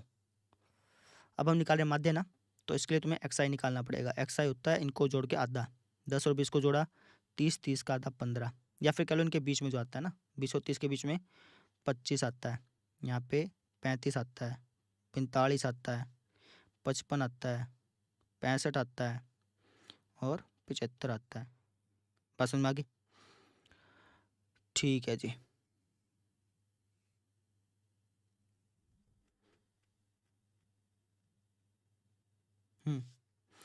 अब चाहो तो आप FI की XI से मल्टीप्लाई कर लो, मल्टीप्लाई कर लेते हैं सीधा, है ना, प्रत्यक्ष विधि से ही निकाल लेंगे। तो 15 चौका 15 तिया 45, 15 चौका 60, 25 अट्ठा 200 होता है, 35 दाएँ 350, 45 की 12 से कर लो, 45 दाएँ होता है 450, 45 दूनी 90, 450 और 90 540 हो गया, 55 दाएँ 550, 65 की 4 से कर लो, 6 12 18 24, 5 10 15 20, 260 हो गया, 5 चौका 20, 2 आंसले ऊपर, 4 का 24 और 2 26, 260 हो गया। 75 दूनी 7 दूनी 14, हाँ 150 हो गया। ठीक है, ये बात आपको समझ में आ गई? चलो जी ठीक है। अब निकालते हैं माध्य। माध्य का फॉर्मूला होता है sigma of FI XI upon में सिग्मा ऑफ FI। ये राइटिंग बहुत अच्छी आई। FI XI का जोड़ कर लो भाई और FI का जोड़ कर लो, तो ये हो जाएगा 0, 5 अच्छा 11, 11 और 5 16, 16 और 4 20 और 5 25, 25 और 6 31, 3 असले ऊपर चल गया, 1 और 2 3, 3 और 5 8, 8 और 5 13, 13 और 3 16, 16 और 2 18, 18 और 3 21, है ना। इनको जोड़ लो, इनको जोड़ना पड़ेगा आपको। 2 4 6 10 16, 16 10 26 और 2 28, 28 और 10 38, 38 और 8 46 और 4 50, तो ये हो गया 2110 बटे में 50। 0 से 0 कट गई, 5 चौका 20, एक आंसर फिर चल गया, 5 दूनी 10, फिर पॉइंट लग के 5 दूनी 10, ये हो गया 42.2। ये इसका माध्य आ गया। आंसर देख लेते हैं कि भाई गलत ना हो, सही ही हो। ठीक है, 42.2 है। अब निकालते हैं इसका माध्यक। माध्यक क्या? बहुलक। ठीक है, इतना नोट कर लो पहले, इसको मिटा रहा हूँ मैं। अब निकालेंगे बहुलक। बहुलक निकालने के लिए काम करता हूँ, पूरा मिटाने की जरूरत नहीं है ना, इस पोर्शन को मिटा देते हैं। एक टेबल में भी बन जाता है लेकिन गलती हो जाती है कई बार, इसलिए 2 बार टेबल बना लेना ये। ठीक है, तो बहुलक निकाल लो यहाँ पे। बहुलक निकालने के लिए कुछ और बनाने की जरूरत है नहीं, वर्गंता बारंबारता चाहिए बस। अब तुम्हें क्या करना होता है यहाँ पे, तुम्हें तो इसका जोड़ भी नहीं निकालना पड़ता। जो यहाँ पे सबसे ज़्यादा है क्या है 12, इसको सिलेक्ट कर लो। तो ये हो गया तुम्हारा L, ये हो गया तुम्हारा F1, F0, F2। ठीक है, और इसके बीच का गैप H होता है। बस बहुलक का फॉर्मूला लगा दो, बहुलक का फॉर्मूला याद होना चाहिए, लंबा है वो। L प्लस में F1 माइनस F0 अपॉन में 2F1 minus F0 minus F2 गुणा में H, तो ये हो गया आपका L। L है जी 40 प्लस में F1 minus F0, F1 minus F0।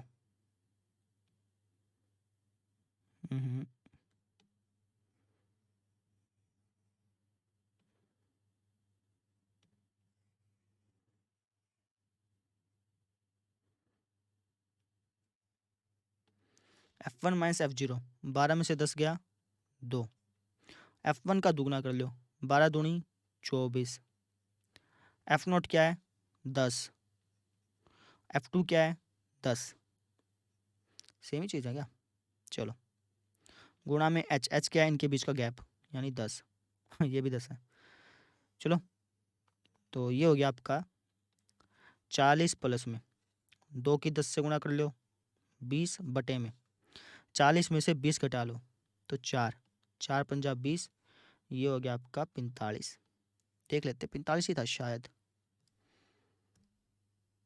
45 ही है हमारा आंसर, बिल्कुल सही है। अब आ जाओ जी अगले क्वेश्चन पे, ये हो गया। छठे क्वेश्चन पे आ जाते हैं। छठे के चारों पार्ट करने हैं। देखो फिर चारों पार्ट करते हैं। पहला पार्ट देखो इसका,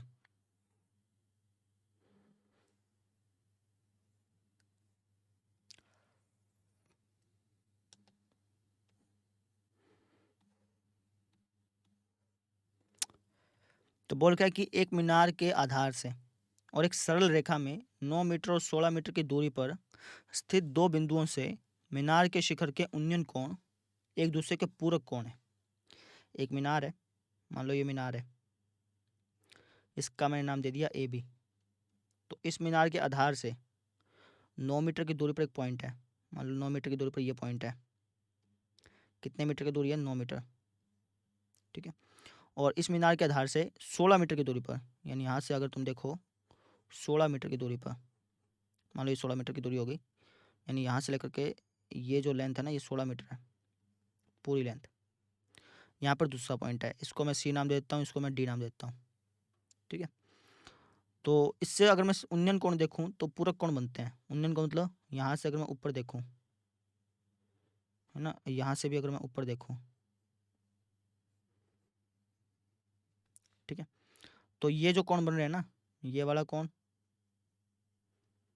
और ये वाला कोण, ये बन रहे हैं जी आपके पूरक कोण। क्या बन रहे हैं? पूरक कोण।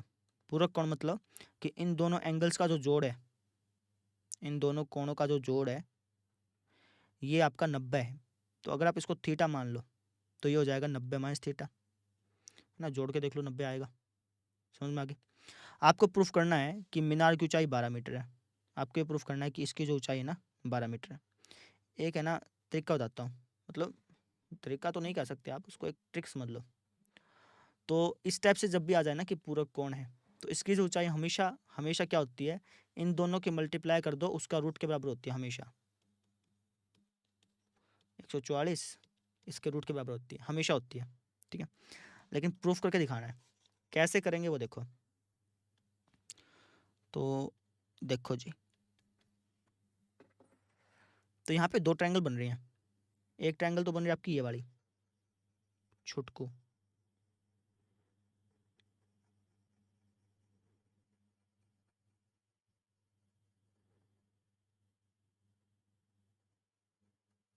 ठीक है, और एक ट्रायंगल बन रही है आपकी बड़ी वाली है, पूरी पूरी बड़ी।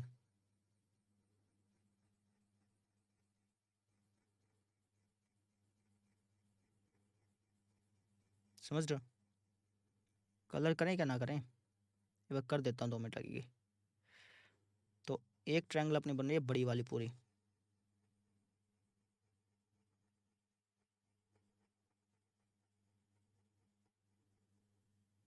ठीक है। तो मैंने आपको पिछले क्वेश्चंस पेपर में बताया था कि त्रिकोणमिति का जब तुम सवाल हल करो और उसके अंदर दो ट्रायंगल बन जाए, जैसे यहाँ पे बन रही है दो ट्रायंगल, एक तो ये ट्रायंगल बन गई और एक ये ट्रायंगल बन गई बड़ी वाली, है ना, ये बड़ी वाली ट्रायंगल बन गई। तो जब तुम त्रिकोणमिति का सवाल हल करो और दो ट्रायंगल बन जाए, तो तुम्हारा एम क्या होना चाहिए कि उन दोनों ट्रायंगल में जो कॉमन साइड है, सबसे पहले तुम उसको निकालो। इन दोनों ट्रायंगल में कॉमन साइड क्या है? वो ए बी है। ए बी छोटी ट्रायंगल में भी आ रही है और ए बी बड़ी ट्रायंगल में भी आ रही है। तो तुम क्या करोगे, सबसे पहले ए बी को निकालोगे, ठीक है। अब कहोगे सर क्वेश्चन में यही दे रखा था, क्वेश्चन में भी ए बी निकालने को ही बोला था।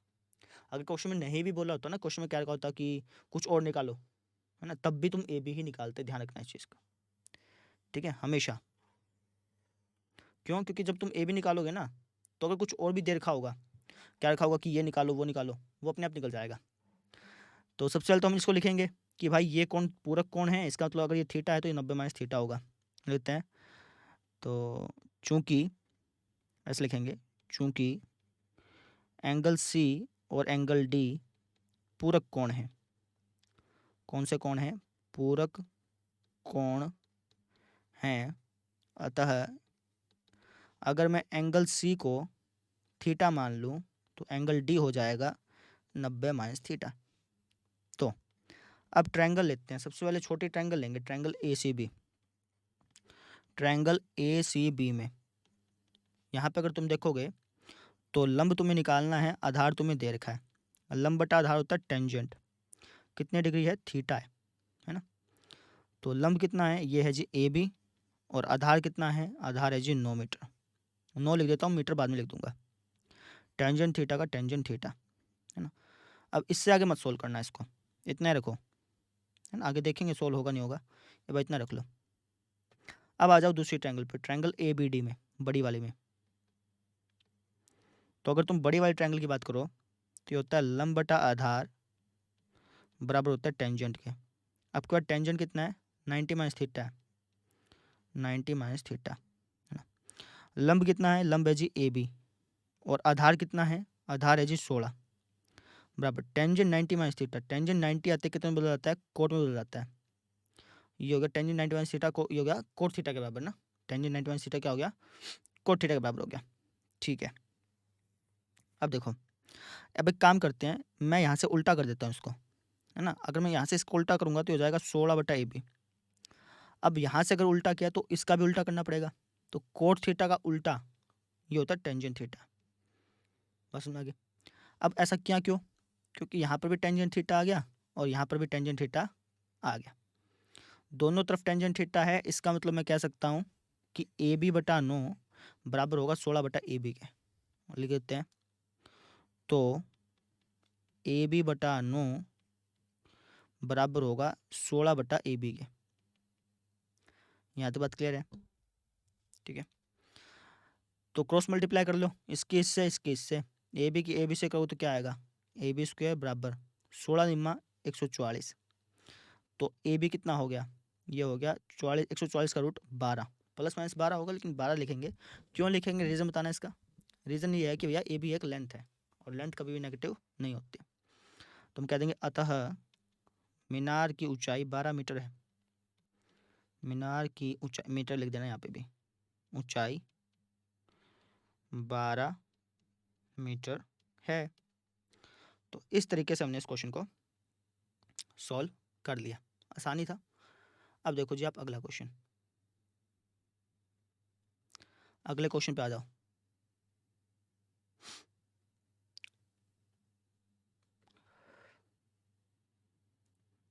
ये हो गया ना।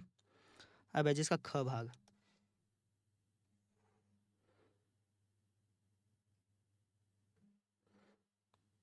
थोड़ा बड़ा कॉपी करना पड़ेगा।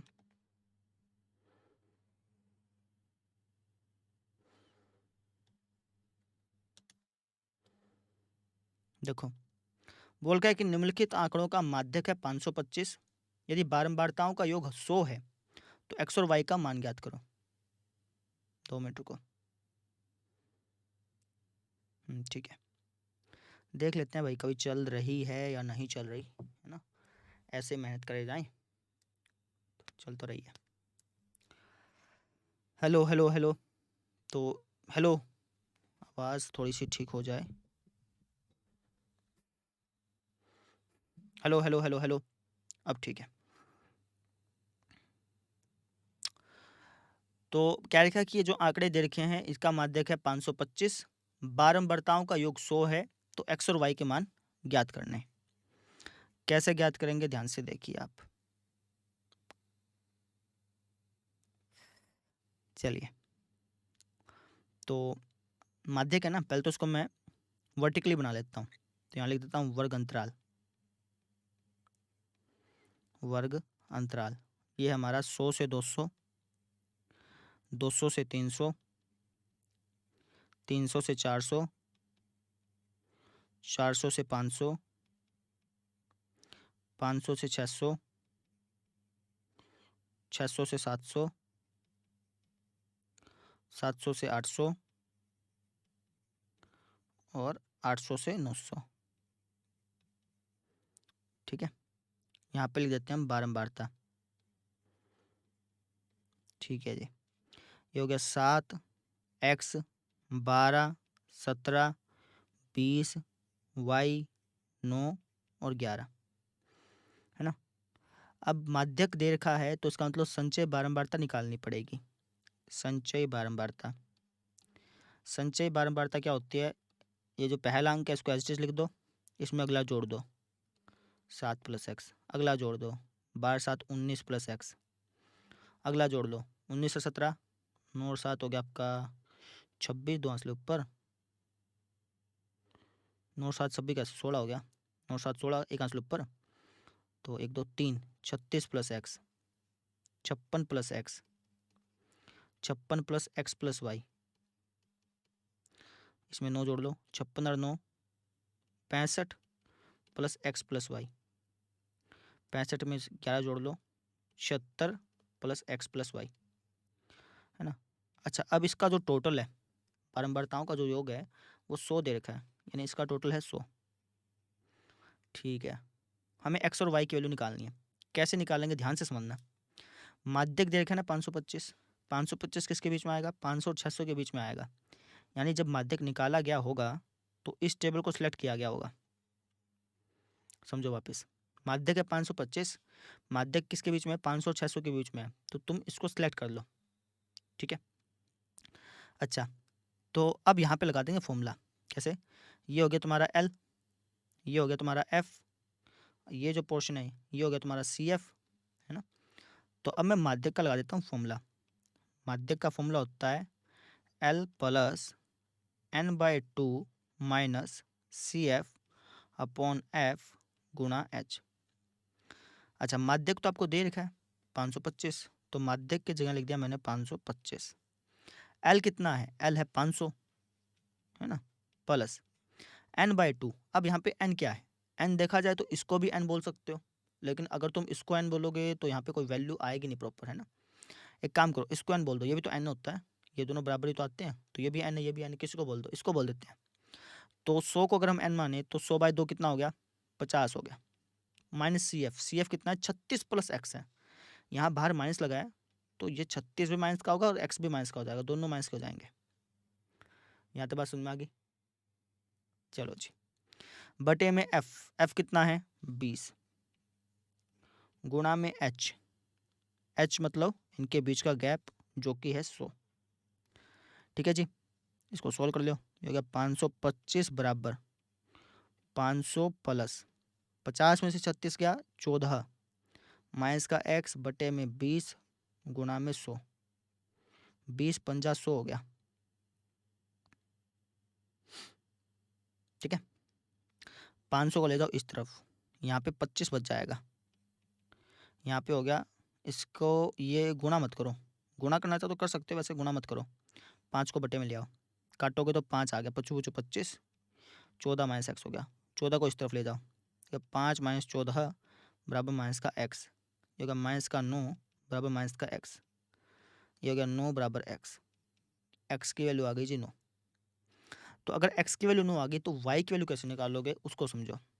अब मैंने कहा कि भाई 76 प्लस एक्स प्लस वाई ये बराबर होगा 100 के, ये बात बोली ना, इसका यूज़ कर लेंगे।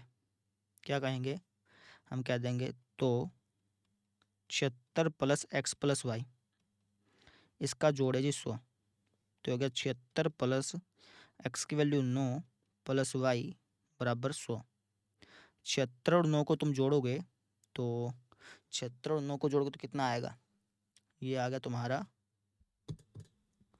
76 और 9 85 हो गया, प्लस वाई बराबर 100, 85 को इस तरफ ले आओ, y की वैल्यू आ गई 15। तो इस तरीके से हमने अक्सर y की वैल्यू निकाल ली है। बात समझ में आ गई? ठीक है, अब आ जाओ जी इसका ग भाग। ख तो कर लिया ना, ग आ जाओ।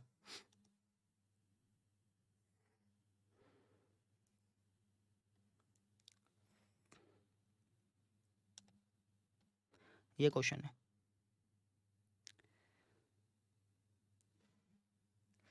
आसान क्वेश्चन है ये। बोल क्या कि पानी पीने वाला 14 सेंटीमीटर ऊंचाई का एक गिलास है। गिलास है छिन्नक के आकार का है, मतलब कुछ इस टाइप का गिलास होगा।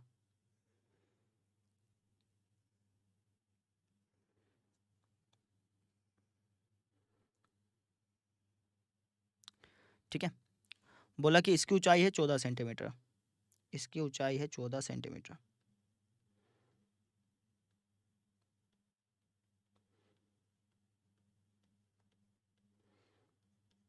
ठीक है, और इसके वृत्ताकार सिरों का व्यास है 6 सेंटीमीटर 4 सेंटीमीटर। यानी इसका व्यास तो है 6 सेंटीमीटर। त्रिज्या कितनी हो गई इसकी फिर? 6 का आधा 3 सेंटीमीटर हो गई। और इसका व्यास है 4 सेंटीमीटर, तो त्रिज्या कितनी हो गई इसकी? 2 सेंटीमीटर हो गई। बात समझ में आ गई? ठीक है जी, ठीक है जी।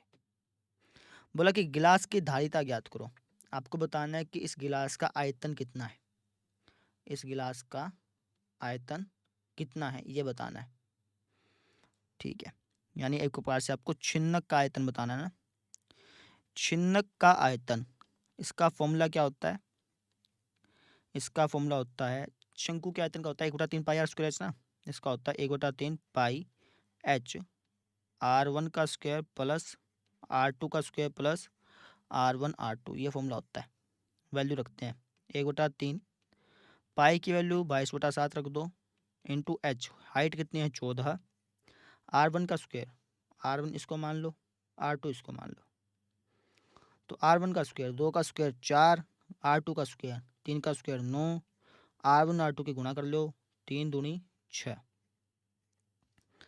तो ये हो गया आपका 1/3 गुणा 22/7 गुणा 14 गुणा, इनको जोड़ लो, 9 और 4 13 हो गया, 13 और 6 19 हो गया, 7 दूनी 14 कट गया, है ना। और तो कुछ कटेगा है नहीं भाई। ठीक है, बस गुणा करो फिर, 22 दूनी 44, 44 की 19 से गुणा कर लो, 4 निमा 36, 3 असलुप पर, 4 निमा 36 और 3 39, 44 एकम 44, तो क्या 6 9 और 4, 9 और 4 हो गया जी आपका 10 11 12 13, 4 4 8, ये हो गया 836/3।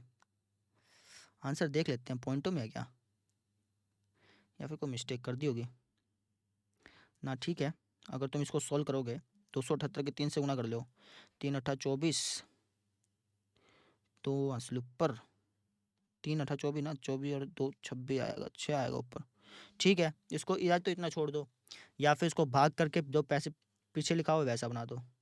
भाग करके बना सकते हो, चाहो तो इतना भी छोड़ सकते हो, जैसे 3 दूनी 6, 2 बच गया, 3 उतारा, 3 छक्के 18, 3 सत्ता 21, फिर 2 बच गया, 6 उतारा, 3 अट्ठा 24, फिर 2 बच गया, यानी 836 को लिख सकते हो 278 सही 2/3। पीछे आंसर दे रखा, चाहिए इतना छोड़ दो, नहीं तो पॉइंटों में लिखा हो जाके, दोनों सही हैं, क्यूब लगा देना, आयतन है ना। अब यहाँ पे लिखो तुम डिटेल। डिटेल किसकी? छिन्नक की लिखोगे और किसकी लिखोगे? छिन्नक की छोटी त्रिज्या, छिन्नक की बड़ी त्रिज्या और छिन्नक की ऊंचाई। हाँ जी, छिन्नक की छोटी त्रिज्या, इसको हमने माना R1, तो छोटी त्रिज्या आपकी 2 सेंटीमीटर। फिर छिन्नक की बड़ी त्रिज्या, इसको हमने R2 माना, ये आपकी 3 सेंटीमीटर। फिर छिन्नक की ऊंचाई, इसको हमने H माना, ये आपका 14 सेंटीमीटर। तो इस तरीके से हमने इसको सॉल्व कर लिया। आसान ही था, मुश्किल नहीं था, कर लेंगे। अब आओ जी अगले क्वेश्चन पे।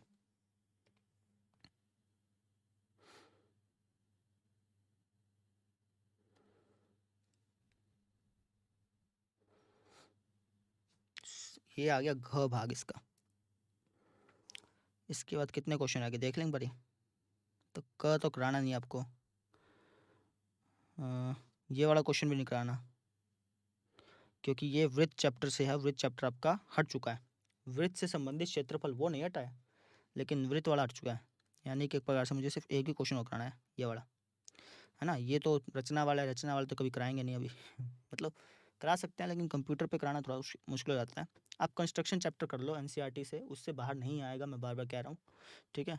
और अगर आपको ये क्वेश्चन देखना हो तो प्लेलिस्ट में जाकर देख लो, पिछले साल वाले जो वीडियो ओल्ड वीडियो लिखा हो उसके ऊपर, वहाँ पे जाकर देख लो, वहाँ पे आपको मिल जाएगा ये चैप्टर, है ना। चलो कोई बात नहीं, आप पहले इसको तो ख़त्म करें, उसके बाद अगले पे जाएंगे। देखो जी, बोला है कि कक्षा परीक्षण में शेफाली के गणित और अंग्रेजी में प्राप्त किए गए अंकों का जोड़ जो है ना वो 30 है, ठीक है। अब हम मान लेंगे, माना शेफाली द्वारा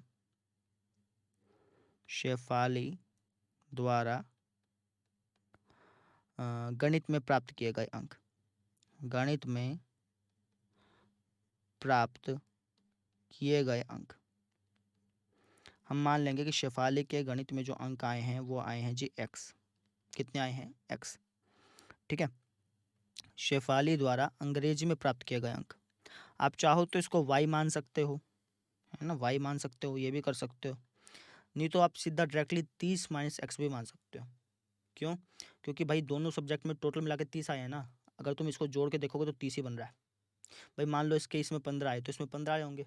कैसे करा तुमने? 30 में से 15 घटा दिया, है ना। जैसे मान लो इसके 17 आए तो इसमें कितना आए होंगे? 13 आए होंगे, है ना। क्या किया? 30 में से 17 घटा दिया, तो अगर इसमें एक्स आए तो इसमें कितने आए? 30 - एक्स। ऐसे डायरेक्टली भी कर सकते हो, वाई मान के करना चाहो तो वाई मान के भी कर सकते हो। मैंने ऐसे डायरेक्टली कर लिया। अब आ जाओ प्रश्न अनुसार पे। प्रश्न में क्या बोल रखा है कि अगर उसको गणित में 2 अंक फालतू और अंग्रेजी में 3 अंक कम मिले होते, गणित में तो 2 अंक फालतू मिले होते और अंग्रेजी में 3 अंक कम मिले होते, यानी कि 27 - एक्स हो गया, 3 कम करते 27 हो गया ना। तो इनके अंकों का गुणनफल, इनके अगर मैं मल्टीप्लाई करता तो 210 आता है, ये बोल रखा है। अब इसको सोल्व कर लो। सोल्व करने के बाद आपको पता चल जाएगा कि एक्स की वैल्यू क्या है, ठीक है। तो एक्स की 27 से गुणा कर लो, 27 एक्स, एक्स की एक्स से गुणा करो, एक्स स्क्वायर, ठीक है। 2 की 27 से करो, 27 दूनी 54, 2 की एक्स से करो, 2x बराबर 210। तो ये हो गया आपका 27x में से 2x गया, 25x minus x square plus 54 बराबर 210, है ना। तो ये हो गया आपका माइनस का एक्स स्क्वायर प्लस का 25x प्लस का 54, 210 को इस तरफ ले आया, माइनस का 210 बराबर 0। ये हो गया माइनस का x square plus 25x, plus minus minus होता है, 210 में से 54 घटा लो, 10 में से 4 गया 6, 20 में से 5 गया 15, ये आ गया। अब चाहो तो माइनस यहाँ से हटा लो, माइनस कॉमन ले लिया ना, तो माइनस का प्लस हो जाएगा, ये माइनस का हो जाएगा और माइनस का प्लस हो जाएगा, निशान चेंज हो जाते हैं सबके, ऐसा हो जाता है। नहीं तो आप इसको भी कर सकते थे, चलो हमने इसको कर लिया। अब मुझे 2 नंबर ऐसे चाहिए जिनको जोड़ने पे -25 आता हो, गुणा करने पर 156 आता हो। 12 और 13 ऐसे 2 नंबर हैं। तो माइनस का 12x माइनस का 13x प्लस का 156 बराबर 0। इन दोनों में कॉमन आ गया x, अंदर बच गया x - 12, यहाँ पे बच गया x - 12। अब यहाँ पे x है, यहाँ पे -13x है। x को -13x कैसे बनाऊँ? -13 से गुणा कर देता हूँ, बराबर 0। तो ये हो गया x - 12 x - 13 बराबर 0। तो यहाँ से x की वैल्यू आ गई 12 और 13, x की वैल्यू क्या आ गई? 12 और 13। बात क्लियर होगी? बात समझ में आ गई क्या? ठीक है, तो इस तरीके से हमने कर लिया, कर लेंगे, है ना। तो x की वैल्यू 12 और 13 दोनों हो सकती हैं। तो अगर x की वैल्यू 12 हुई तो यहाँ पे y की वैल्यू क्या हो जाएगी, y मतलब अंग्रेजी में इतने मार्क्स हो जाएंगे। यहाँ पे 12 हुई तो यहाँ पे हो जाएगा 18, यहाँ पे अगर 13 हुआ तो यहाँ पे हो जाएगा 17, लिख देते हैं। तो गणित में प्राप्त किए गए अंक, गणित में प्राप्त अंक ये 12 भी हो सकते हैं, 13 भी हो सकते हैं। अगर 12 होंगे, अगर गणित में 12 अंक प्राप्त होंगे तो अंग्रेजी में कितने हो जाएंगे, 30 में से 12 गया 18 हो जाएंगे भाई, इनका टोटल 30 करना है ना। अगर ये 13 होंगे तो इसका यहाँ कितने हो जाएंगे, 17 हो जाएंगे। तो ये चीज़ हो गई, कर लेंगे इस तरीके से हमने इस क्वेश्चन को सॉल्व कर लिया। अब आओ जी लास्ट क्वेश्चन। लास्ट क्वेश्चन कैसे कह रहा हूँ, क्योंकि ये क्वेश्चन तो हट चुका है आपके सिलेबस से, ठीक है। ये क्वेश्चन हमने करना है, ये क्वेश्चन भी हट चुका है, इन्होंने स्टार लगाया नहीं, क्योंकि ये क्वेश्चन आपका वृत्त चैप्टर से है और वृत्त चैप्टर आपका हट चुका है इस साल सिलेबस से, है ना। आपको देख भी लेता हूँ, इसमें सिलेबस वाली बुक है, देखा भी होगा, वृत्त के ऊपर स्टार लग रहा है, वृत्त हट चुका है आपका।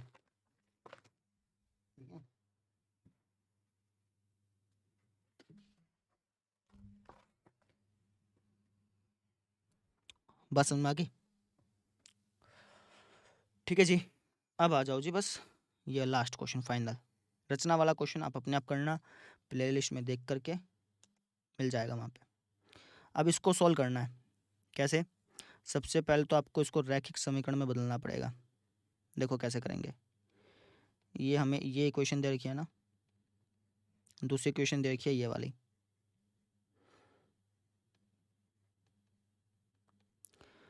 तो इसको मिल सकता हूँ 5 गुणा में 1/x-1, इसको लिख सकता हूँ 1 गुणा में 1/y-2 बराबर 2।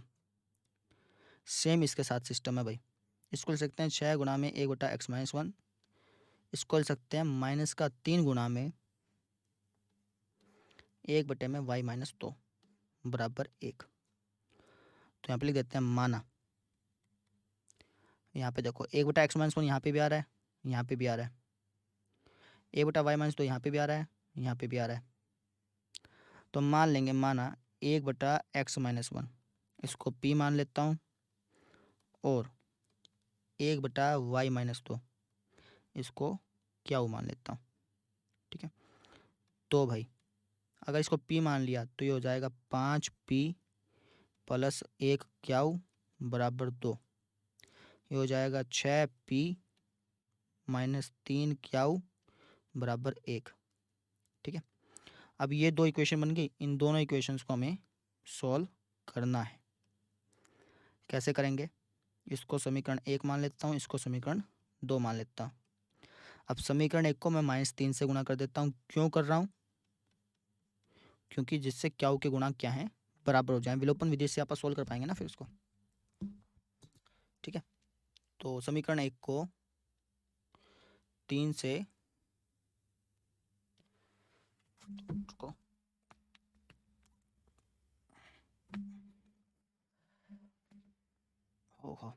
समीकरण 1 तो 3 से गुणा करने पर, -3 से गुणा करने पर तभी -3 होगा ना। तो समीकरण 1 को -3 से अगर मैं गुणा करूंगा तो क्या आएगा, -15p -3 क्याऊ -6, है ना, यहाँ पे सेम रहेगा, घटा दो, माइनस प्लस माइनस, तो ये हो गया आपका -21p, ये होगा, ये तो कट गया, ये हो गया आपका -7। तो यहाँ से p की वैल्यू आ गई -7 बटा में -21, यानी 1/3। p की वैल्यू कितनी आ गई, 1/3 आ गई। यहाँ तो बात समझ में आ गई, चलो जी आ गई। तो अब देखो आप आगे,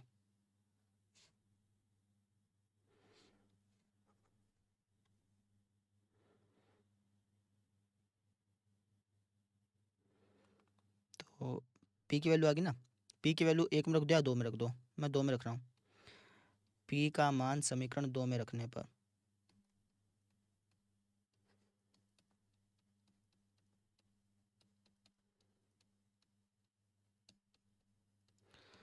तो अगर मैं p का मान समीकरण 2 में रखूंगा तो क्या आएगा, 6p - 3 क्याऊ बराबर 1, ठीक है। तो ये हो गया आपका 6 इंटू पी की वैल्यू है 1/3 माइनस 3 क्याऊ बराबर 1, 3 दूनी 6 हो गया, 2 एकम 2 माइनस 3 क्याऊ बराबर 1, 2 को इस तरफ ले गए, माइनस का 3 क्याऊ बराबर 1 माइनस 2 माइनस का 3 क्याऊ माइनस 1, क्याऊ की वैल्यू आ गई माइनस 1/-3, यानी क्याऊ की वैल्यू आ गई 1/3। पी की वैल्यू 1/3 होगी, क्याऊ की वैल्यू 1/3 हो गई। अब तुम्हें क्या करना है, तुम्हें पी और क्याऊ यहाँ पे वैल्यू रखनी है, यहाँ पे वैल्यू रखनी है। इसके अंदर वैल्यू रखोगे तुम और इसके अंदर वैल्यू रखोगे, ठीक है। यहाँ लिख देता हूँ,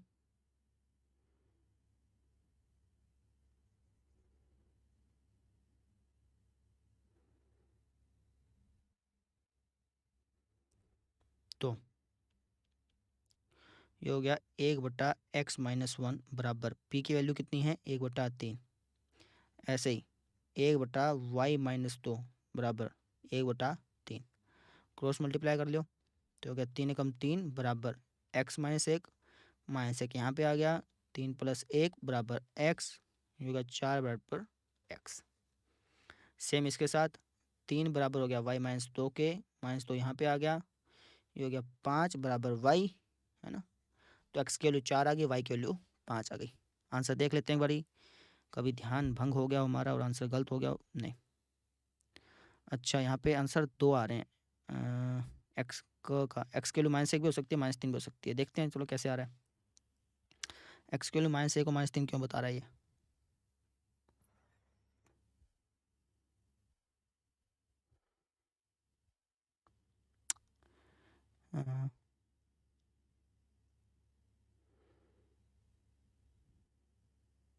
नहीं ठीक है अपना आंसर, -1 -3 का कोई चक्कर ही नहीं है, ठीक है ना। 4 5 आना चाहिए था, -1 -3 कैसे बता रहा है ये मेरे ख्याल से उसका बता रहा है, इसका पहले पार्ट का, इसका पहला भी पार्ट है ना, नहीं समझे। यहाँ पे इसके 2 पार्ट थे यार, ये देखो, ये तो इसका आंसर बता रहा है, ठीक है। हमारा आंसर बिल्कुल ठीक आया है, क्या है 4 और 5, हमारा भी 4 और 5 ही तो आया, तो हमारा आंसर बिल्कुल ठीक है। अच्छा अब देखो ये वाला जो क्वेश्चन है इस पर स्टार लगाओ भाई, तुम लगा लेना अपने आप स्टार, है ना। यहाँ पे मेरे पास पेन का ऑप्शन नहीं है तो इस पर स्टार लगाओ, ये क्वेश्चन तुम्हें नहीं करना, है ना। वृत्त से संबंधित क्वेश्चन नहीं करना, इन्होंने मिस प्रिंटिंग करके है, स्टार लगाना था इन्होंने। और ये क्वेश्चन रचना का इसको करना है, लेकिन मैं नहीं करा रहा हूँ क्योंकि लैपटॉप पर कराना मुश्किल है ना। कॉपी पेन होता तो करा देते हैं। तुम क्या करो, प्लेलिस्ट में जाओ, उसके अंदर मैंने चैप्टर कराया हुआ है, वहाँ पर जाकर के चैप्टर का क्वेश्चन देख लो, मिल जाएगा। और मैं तो कहता हूँ कि रचना वाला जो चैप्टर है इसको निकाल लो एक बार, 6 नंबर का क्वेश्चन आएगा इसमें से एक चमकता हुआ, ठीक है। तो उसको कर लो, रचना चैप्टर को निकाल लो, एनसीईआरटी से बाहर तो आता नहीं रचना में से, और इस साल तो वैसे ही नहीं आना बाहर, है ना। ये जो आप क्वेश्चन कर रहे हैं ना, ये थोड़े से अच्छे लेवल के हैं, इतने मुश्किल नहीं आएंगे पेपर में, ठीक है। आपके पास सिलेबस आसान बनने की उम्मीद है, बाकी कुछ कह भी नहीं सकते यूपी बोर्ड वालों का, ठीक है। तो ये चीज़ थी, कर लेंगे। तो ये हो गया पेपर ख़त्म। कुछ समझ में ना आया हो या फिर समझ में आ गया हो तो कमेंट सेक्शन में बता दीजिएगा। आज जल्दी ख़त्म हो गया, 1 घंटा 48 मिनट लगे सारी, ठीक है। कल मिलते हैं फिर, थैंक यू।